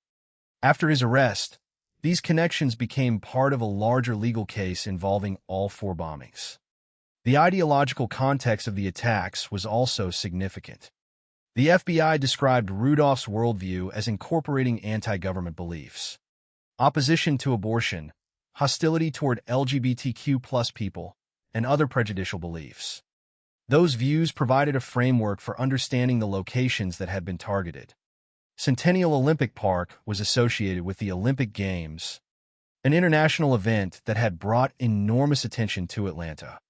The second bombing targeted a women's health facility that provided services related to abortion. The third struck the Other Side Lounge, an Atlanta nightclub serving the LGBTQ+ community. The fourth occurred at New Woman All Women Healthcare in Birmingham, another facility associated with abortion-related services.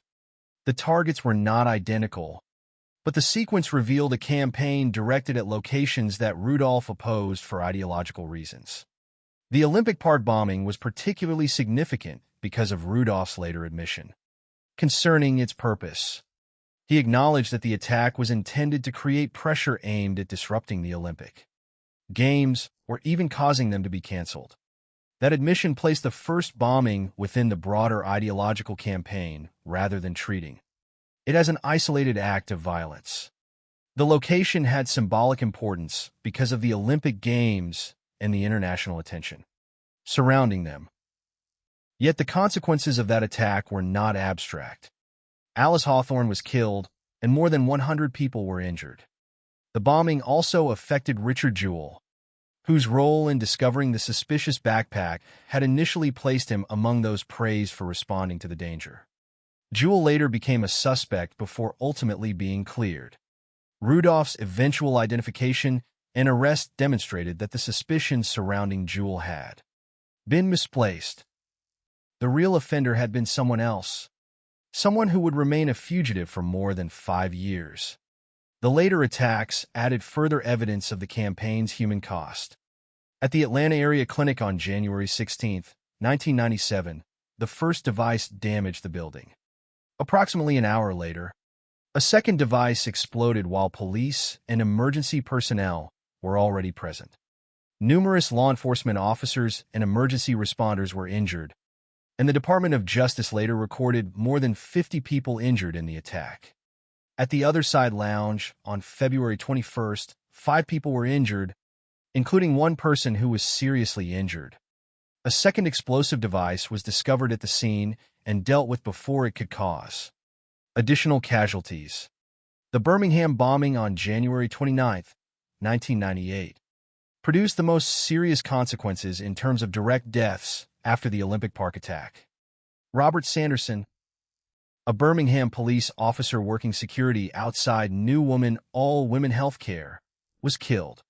Emily Lyons, a nurse, was seriously injured. These were not simply separate events that happened to involve the same suspect. By the time Rudolph was arrested, the government was dealing with a connected bombing campaign that had crossed state lines and left victims in several communities. The legal consequences Rudolph faced were severe. After his arrest, he faced the possibility of the death penalty. The case could have proceeded toward a capital trial, but ultimately the government and Rudolph reached a plea agreement in 2005. Under that agreement, Rudolph admitted responsibility for all 4 bombings.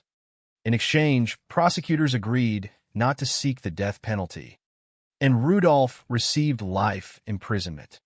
The agreement also contained an important practical element. Rudolph was required to reveal the location of stored explosive material. He told authorities where approximately 250 pounds of dynamite had been hidden. The FBI and ATF subsequently located and dealt with the material. This disclosure became another part of the resolution of the case. It was significant not because it changed what had already happened, but because it helped authorities locate explosive material that otherwise remained hidden. The plea agreement therefore served several purposes.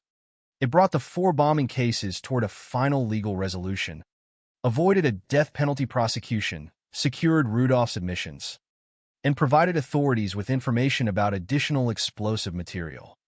The legal process then moved to sentencing. On July 18, 2005, in Alabama, Rudolph received 2 consecutive life sentences without the possibility of parole for the Birmingham bombing. That attack had killed Robert Sanderson and seriously injured Emily Lyons. The punishment reflected the severity of the crime and the human consequences that had followed the explosion. But the legal process did not end with the Alabama sentence. On August 22, 2005, Rudolph was sentenced again in connection with the 3 Georgia bombings.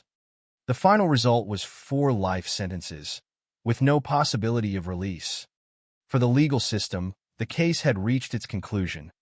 The man who had spent more than 5 years as a fugitive would spend the rest of his life in prison. Yet a sentence could not erase the consequences of the bombing campaign. The legal resolution could establish responsibility and punishment, but it could not restore what had been lost.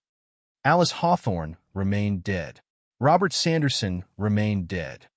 Emily Lyons had survived, but had suffered serious injuries. More than 100 people injured at Centennial Olympic Park carried the consequences of that night with them. More than 50 people had been injured in the Atlanta area clinic bombing, and 5 people had been injured at the Other Side Lounge.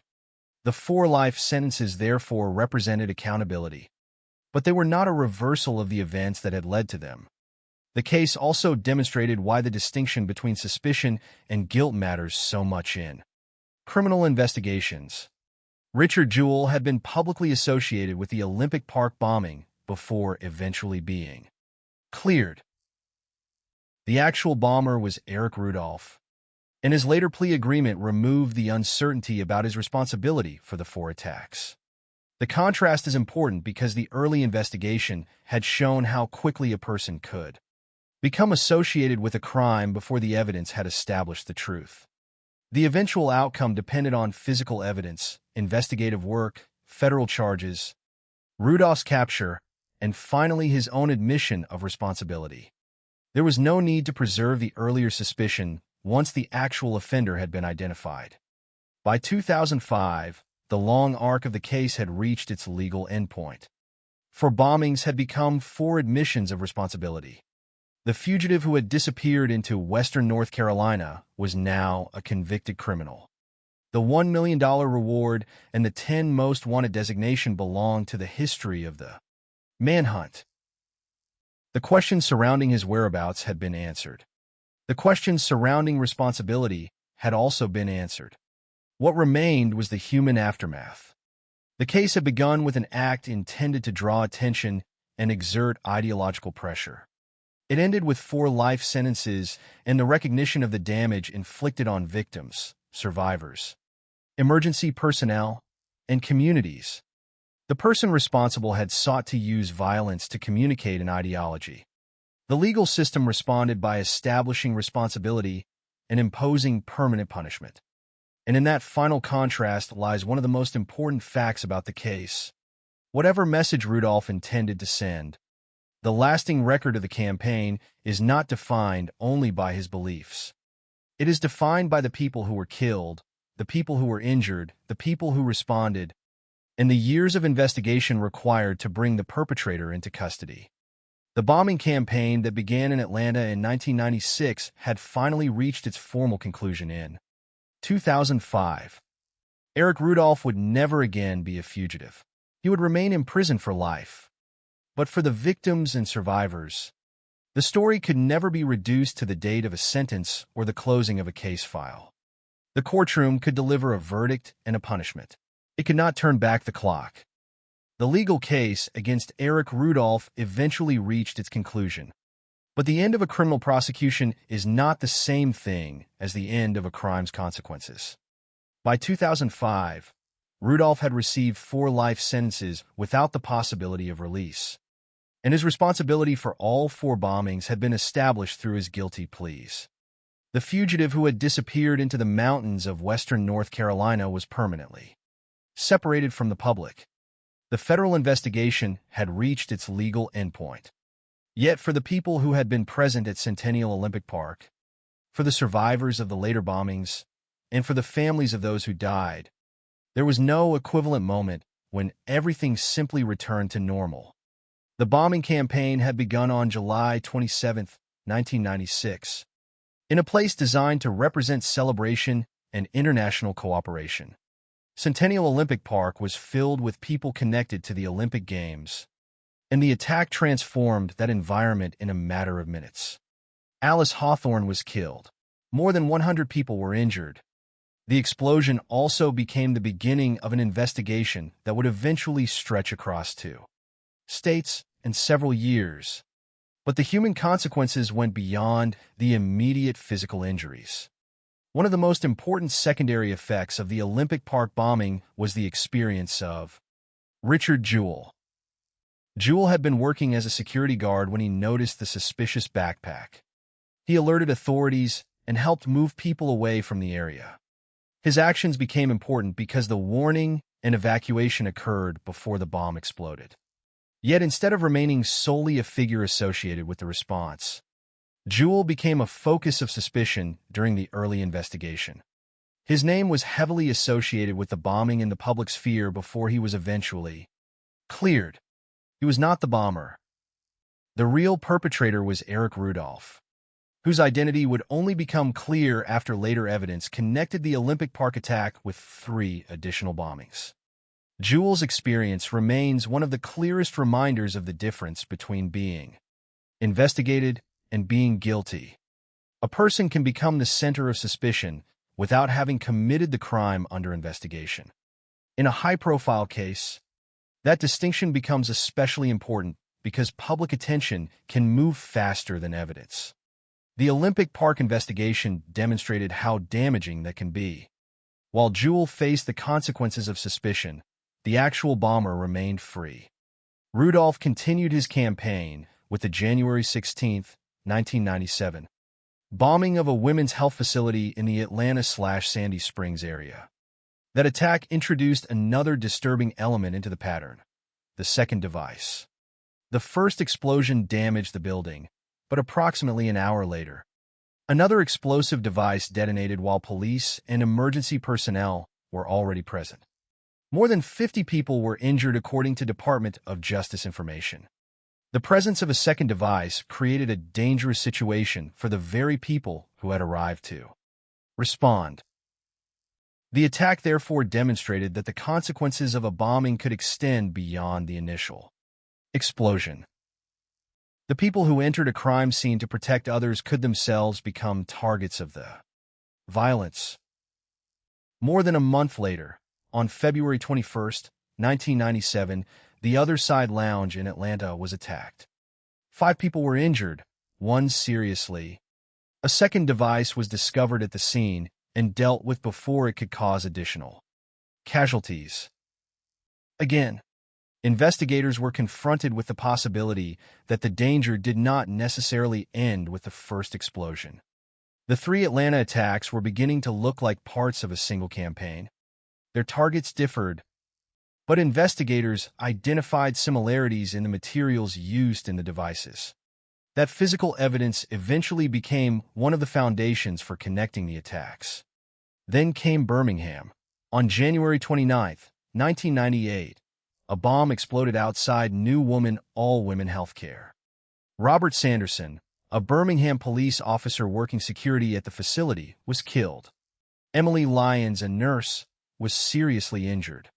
The fourth bombing brought the campaign to its most serious point in terms of its direct consequences. It also changed the investigation itself. The attacks were no longer confined to Atlanta. The investigation now involved Georgia and Alabama, and the evidence from multiple crime scenes could be compared. Investigators increasingly focused on Eric Rudolph. Once his identity emerged, however, another chapter began. Rudolph disappeared into western North Carolina. He remained there for more than 5 years, becoming one of the country's most wanted fugitives. The FBI placed him on its 10 most wanted fugitives list on May 5, 1998, and a $1 million reward was offered for information leading to his capture. The search continued until May 31, 2003, when a local police officer, J.S. Postel, encountered Rudolph behind a store in Murphy, North Carolina, while Rudolph was searching through a dumpster. The arrest ended one of the most unusual aspects of the case: the fugitive years. Rudolph had avoided capture in mountainous terrain for more than 5 years. Yet his eventual arrest occurred during a seemingly ordinary police encounter. There was no gunfight. There was no dramatic final confrontation described in the supplied record. The manhunt simply ended because an officer recognized the person he had encountered as the fugitive authorities had been searching for. The contrast between the scale of the crimes and the simplicity of the arrest is striking. For years, Rudolph had been a name on a national wanted list. He had been the subject of an enormous federal search. Yet the final moment came through a local police encounter. The arrest also made possible the final stage of accountability. In 2005, Rudolph pleaded guilty to all 4 bombings. He faced the possibility of the death penalty, but under a plea agreement, prosecutors agreed not to seek it. Rudolph received life imprisonment, and he was required to disclose the location of hidden explosive material. He revealed a site containing approximately 250 pounds of dynamite, which authorities subsequently located and dealt with. On July 18, 2005, Rudolph received 2 consecutive life sentences without the possibility of parole in Alabama for the Birmingham bombing. On August 22, 2005, he was sentenced in connection with the 3 Georgia bombings. The final outcome was 4 life sentences without the possibility of release. From the perspective of the criminal justice system, the case was finished. But the broader significance of the investigation remains in several areas. First, the case demonstrates the importance of connecting apparently separate crimes through physical evidence. The attacks occurred at different locations and targeted different communities. Without the comparison of explosive components and other investigative information, the connection might have been more difficult to establish. The evidence allowed investigators to move from individual crime scenes toward the possibility of one offender operating across state lines. Second, the case demonstrates the danger of focusing too quickly on an individual before the evidence is complete. Richard Jewell's experience is central to that lesson. He was not responsible for the bombing, yet he became publicly associated with it before being cleared. The actual offender was still at large while attention had temporarily shifted toward an innocent person. That does not mean that investigators should never consider people who are initially present at a crime scene. It means that suspicion must remain distinct from guilt, and conclusions must ultimately be supported by evidence. Third, the case illustrates the enormous human cost of ideological violence. Rudolph's stated and documented ideological positions were connected to his choice of targets. His campaign involved opposition to abortion, hostility toward LGBTQ+ people, anti-government beliefs, and a desire to disrupt the Olympic Games. But whatever political or ideological language surrounded the attacks, the consequences were physical and personal. Alice Hawthorne lost her life. Robert Sanderson lost his life while working security. Emily Lyons suffered serious injuries. More than 100 people were injured at the Olympic Park, more than 50 at the Atlanta Area Clinic, and 5 at the Other Side Lounge. The victims were not abstract symbols. They were human beings who happened to be in places where Rudolph decided to plant explosives. That is perhaps the most important perspective from which to remember the case. Terror and ideological violence often attempt to turn individual people into instruments of a larger message. The bomber may think in terms of symbols, institutions, movements, or political objectives. But the people who suffer the consequences do not experience the event as an abstract argument. They experience it as injury, loss, fear, and permanent change. The history of the Eric Rudolph bombing campaign is therefore not only the history of a fugitive, a manhunt, or a series of explosive devices. It is the history of 4 attacks that affected different communities in different ways, while leaving behind a common trail of victims and survivors. It is the story of an investigation that had to distinguish a wrongfully suspected security guard from the actual perpetrator. It is the story of investigators who followed physical evidence across multiple crime scenes. It is the story of a suspect who disappeared into the mountains for more than 5 years, only to be arrested during an ordinary encounter behind a store.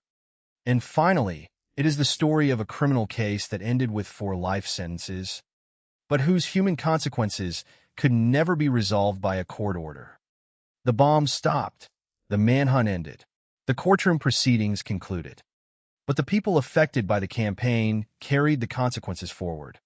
That is where the story ultimately belongs, not with the fugitive mythology surrounding Eric Rudolph, but with the victims, the survivors, the investigators, the responders, and the communities that had to live with what happened. A crime can have a closing date in a legal record. Human suffering does not always have one.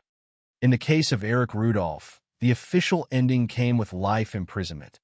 The deeper ending is harder to define, because the lives changed by those 4 bombings cannot be restored by any sentence. What can be established is responsibility. What can be recorded as evidence. What can be remembered are the victims. And what remains most important is the distinction between the person who committed the violence and the people who were forced to endure it. By the time Eric Rudolph was arrested in 2003, the investigation had traveled a remarkable distance from the early hours of July 27, 1996. It had begun with a suspicious backpack in Centennial Olympic Park, an explosion, a dead spectator, and more than 100 injured people. It had moved through another bombing at a women's health facility in the Atlanta/Sandy Springs area, followed by an attack on the Other Side Lounge.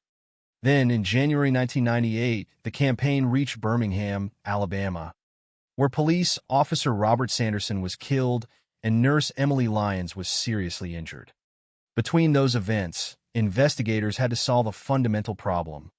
How could four apparently different attacks be demonstrated to belong to the same offender? The answer did not come from one dramatic discovery. It developed through the gradual comparison of physical evidence, investigative leads, and the circumstances surrounding the separate attacks. That distinction is important because high-profile criminal cases are often remembered as though investigators suddenly discovered a single piece of evidence that revealed everything. The Rudolph investigation was more complicated. The evidence accumulated over time. The first bombing produced material that investigators could examine. The later bombings produced additional material. When those components were compared, similarities began to emerge. ATF examination of the explosive devices identified common characteristics in the materials used. One particularly important connection involved small steel plates associated with the Centennial Olympic Park device. Investigators found corresponding characteristics in materials used in other explosive devices. The value of such evidence was that it connected physical objects recovered from separate crime scenes. A bombing in a public Olympic park and a bombing at a medical facility might appear unrelated when viewed only through their locations. But when components recovered from their explosive devices show significant similarities, the investigation can begin to move beyond coincidence. The same principle applied as additional attacks occurred. The second bombing in January 1997 provided investigators with another device to examine. The third bombing at the Other Side Lounge provided another. By the time Birmingham was attacked, there were 4 separate scenes containing evidence that could be compared. The investigation was therefore no longer simply asking who had attacked Centennial Olympic Park. It was asking whether the same person had constructed and deployed devices across multiple locations. The repeated appearance of secondary devices added another important element to the investigation. At the Atlanta area clinic, the first explosion was followed approximately an hour later by a second device while police and emergency personnel were already at the scene. More than 50 people were injured. At the Other Side Lounge, a second device was also discovered and dealt with before it could cause additional casualties. These incidents contributed to an understanding of the attacks as a continuing pattern rather than isolated acts. The Olympic Park bombing contained another unusual feature. The attacker had twice called 911 before the explosion to warn that a bomb was present. That detail required investigators to consider the bomber's actions as part of the overall sequence.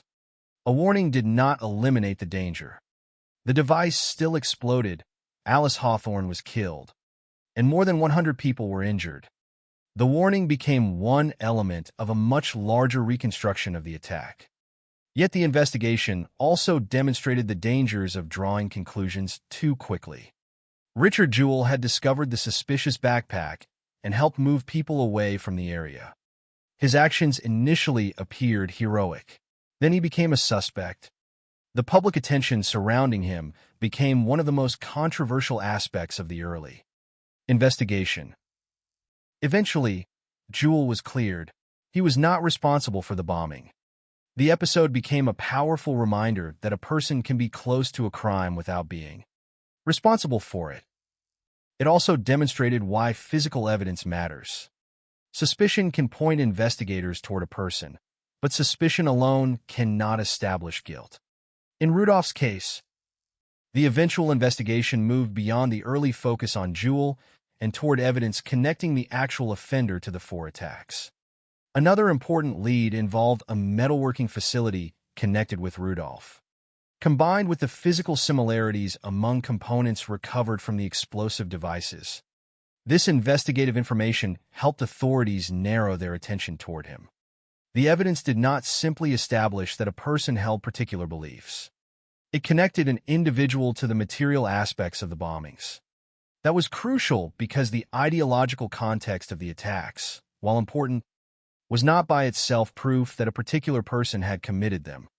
The targets provided investigators with a possible framework for understanding motive. The Olympic Park represented the International Olympic Games. The Atlanta Clinic provided abortion-related services. The Other Side Lounge served the LGBTQ+ community. The Birmingham Clinic was also associated with abortion-related services. Rudolph's known ideological positions included opposition to abortion, hostility toward LGBTQ+ people, anti-government beliefs, and opposition to the Olympic Games. His later admission concerning the Olympic bombing was particularly significant. He acknowledged that the purpose had been to create pressure intended to disrupt the Games or even cause them to be canceled. These facts helped explain why the locations might have been selected, but the investigation still depended on evidence connecting Rudolph to the actual acts. That distinction remains important when examining the case years later. It is possible to understand the ideology associated with an attack without assuming that ideology alone proves responsibility. In Rudolph's case, responsibility was ultimately confirmed in the strongest possible legal sense available short of a trial verdict. He pleaded guilty to all 4 bombings. The guilty pleas in 2005 removed the remaining legal uncertainty about whether he had been responsible for the campaign. By then, however, the investigation had already uncovered substantial physical and investigative connections between the attacks. His eventual admission provided the final legal confirmation of what investigators had spent years establishing. The investigation also produced information about additional explosive material. As part of the plea agreement, Rudolph was required to reveal where he had hidden explosives. He directed authorities to approximately 250 pounds of dynamite. The FBI and ATF subsequently located and dealt with the material. This discovery was significant because it demonstrated the continued danger associated with hidden explosive material even after the fugitive had been captured. The authorities were not merely closing old crime scenes. They were also identifying and removing additional hazards connected with the case. The entire investigation therefore unfolded through several distinct stages. First came the response to the Olympic Park bombing. Then came the initial search for a perpetrator, complicated by the wrongful suspicion surrounding Richard Jewell. Next came the second and third bombings, which supplied new evidence and revealed a possible continuing campaign. The Birmingham attack then expanded the geographical scope of the case and resulted in the death of Robert Sanderson and serious injuries to Emily Lyons. Investigators compared the evidence and increasingly focused on Rudolph. Then came the fugitive years, during which Rudolph disappeared into western North Carolina and became one of the FBI's 10 most wanted fugitives. Finally, his arrest in 2003 allowed the investigation to move into the courtroom.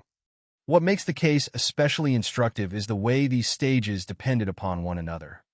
Without careful examination of the first bombing, there would have been less evidence with which to compare later devices. Without the later bombings, the pattern might have been more difficult to recognize.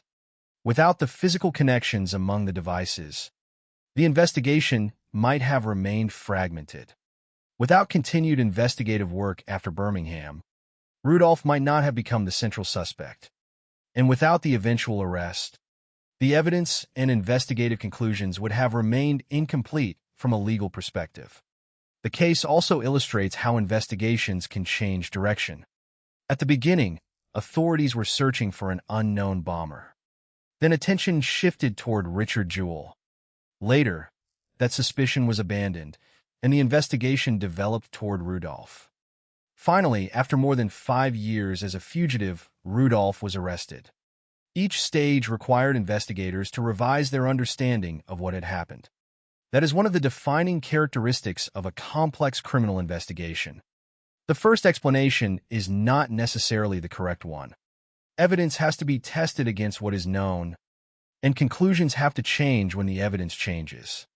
In the Rudolph case, the ultimate picture was of 4 connected bombings carried out between 1996 and 1998. The attacks had different locations and different victims, But investigators established links through the materials used in the explosive devices and other investigative evidence. Rudolph later accepted responsibility for all 4 attacks. The case, therefore, provides a clear distinction between the uncertainty of the early investigation and the certainty of its eventual legal conclusion. In the beginning, authorities did not know who had planted the bomb at Centennial Olympic Park. In the middle, they had a suspect who was wrongly associated with the crime and another suspect who had disappeared. In the end, they had the actual offender in custody, a guilty plea covering all 4 attacks, and 4 life sentences without the possibility of release. Yet the most enduring lesson is not simply that investigators eventually found Rudolph. It is that the truth emerged through the accumulation of evidence. The victims could not be restored, and the injuries could not be erased. But the investigation established a factual record for bombings, identifiable physical connections, a fugitive period lasting more than 5 years, an arrest in Murphy, North Carolina, admissions of responsibility, and permanent imprisonment. That record matters because it prevents the case from becoming merely a story about a notorious fugitive. At its core, it is a story about evidence, accountability, and the necessity of distinguishing what is known from what is only suspected. The investigation began with uncertainty. It ended with responsibility established. And between those 2 points was the long, difficult process of determining what had actually happened.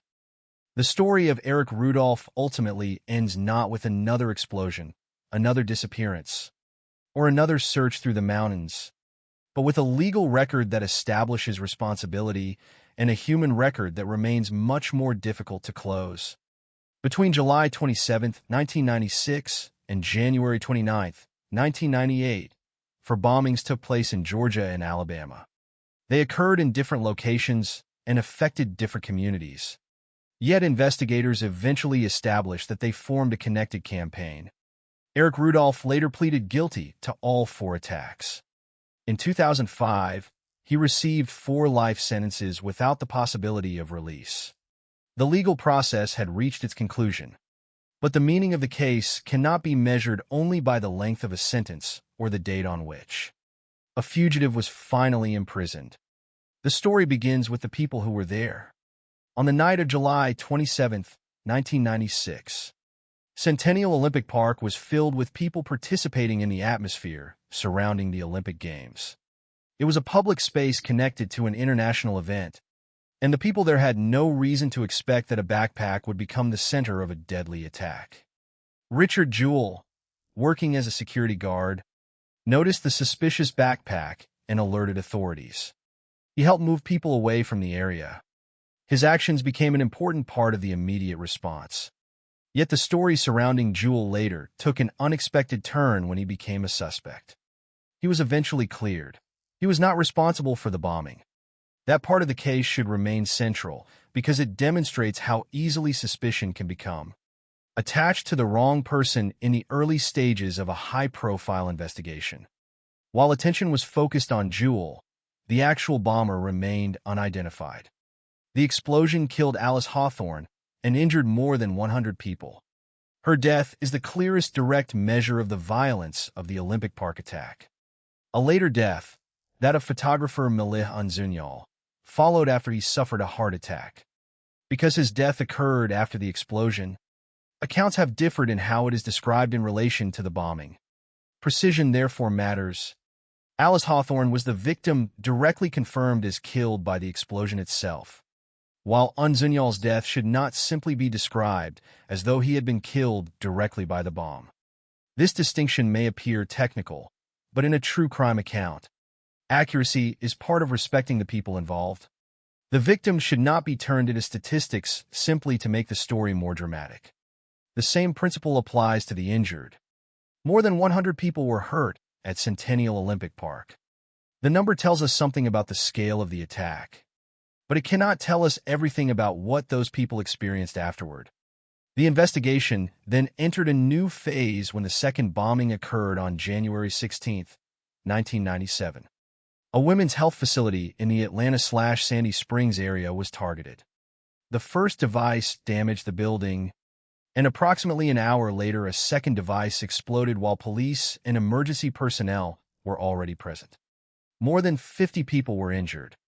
The second device was particularly significant because it placed people responding to the first. Explosion en danger. A bombing scene could no longer be understood simply as a location where an explosion had already occurred. The people arriving to help might themselves be exposed to another device.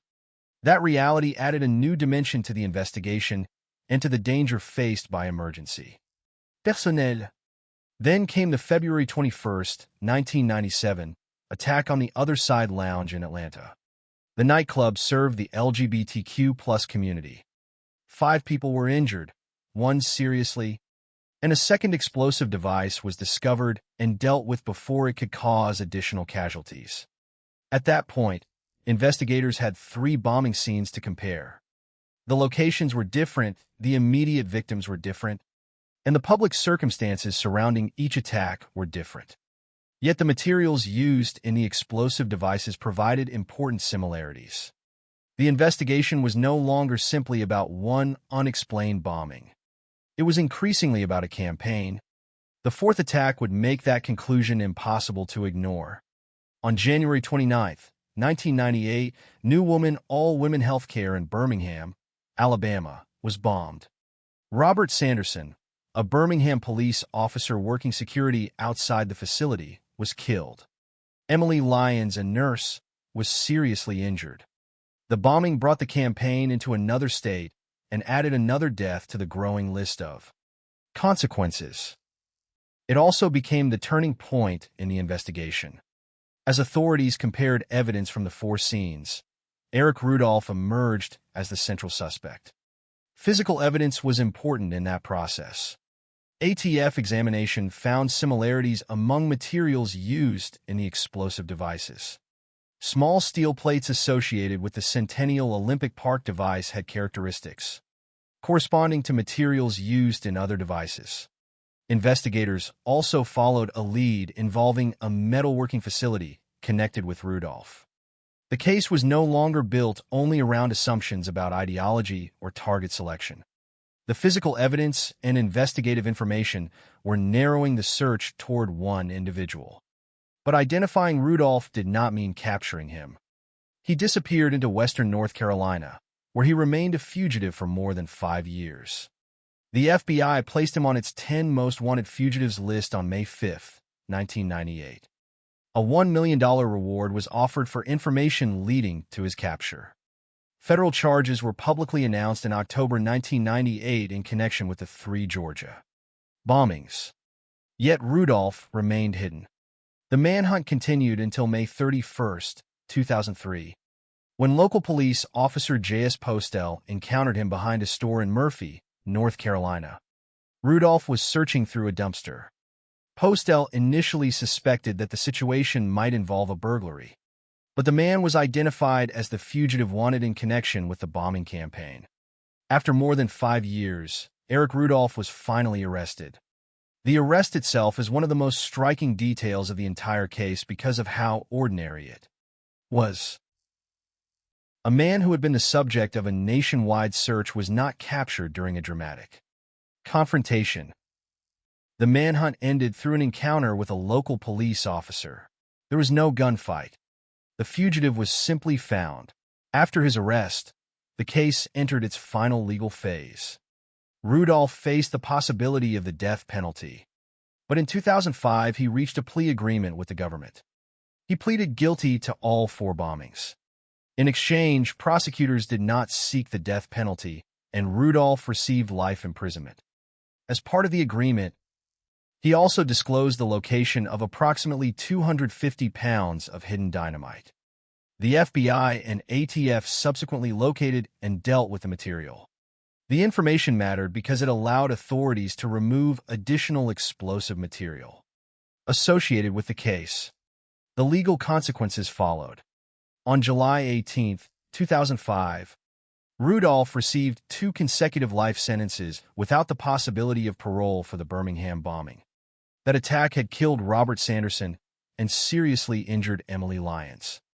On August 22, 2005, he was sentenced in connection with the 3 Georgia bombings. The final result was 4 life sentences without the possibility of release. With those sentences, the fugitive years were over, and the legal responsibility for the bombing campaign had been established. But the case also raises a broader question. What does it mean for a criminal case to be finished? In legal terms, the answer is clear. There was an arrest. There were charges. There was a plea agreement. There were admissions of responsibility. There were sentences. But human beings do not experience a crime according to the same timeline as a court docket. Alice Hawthorne could not be brought back by a guilty plea. Robert Sanderson could not return to his work after his death. Emily Lyons could not simply forget the injuries she suffered. The more than 100 people injured at Centennial Olympic Park, the more than 50 injured at the Atlanta Area Clinic, and the 5 injured at the Other Side Lounge all became part of the human aftermath of the campaign. The case also leaves behind a lesson about the danger of ideological violence. Rudolph's beliefs were connected to his selection of targets, and he later acknowledged that the Olympic bombing was intended to pressure authorities by disrupting or potentially forcing the cancellation of the Olympic Games. But an ideology cannot justify the harm done to individuals. A political or social objective does not transform victims into abstractions. The people who were present at these locations were not symbols in their own lives. They were people who were suddenly placed in danger because someone decided that violence was a means of communicating a message. The story also reminds us why true crime narratives must separate established facts from speculation. Rudolph's responsibility for the 4 bombings is not merely an interpretation.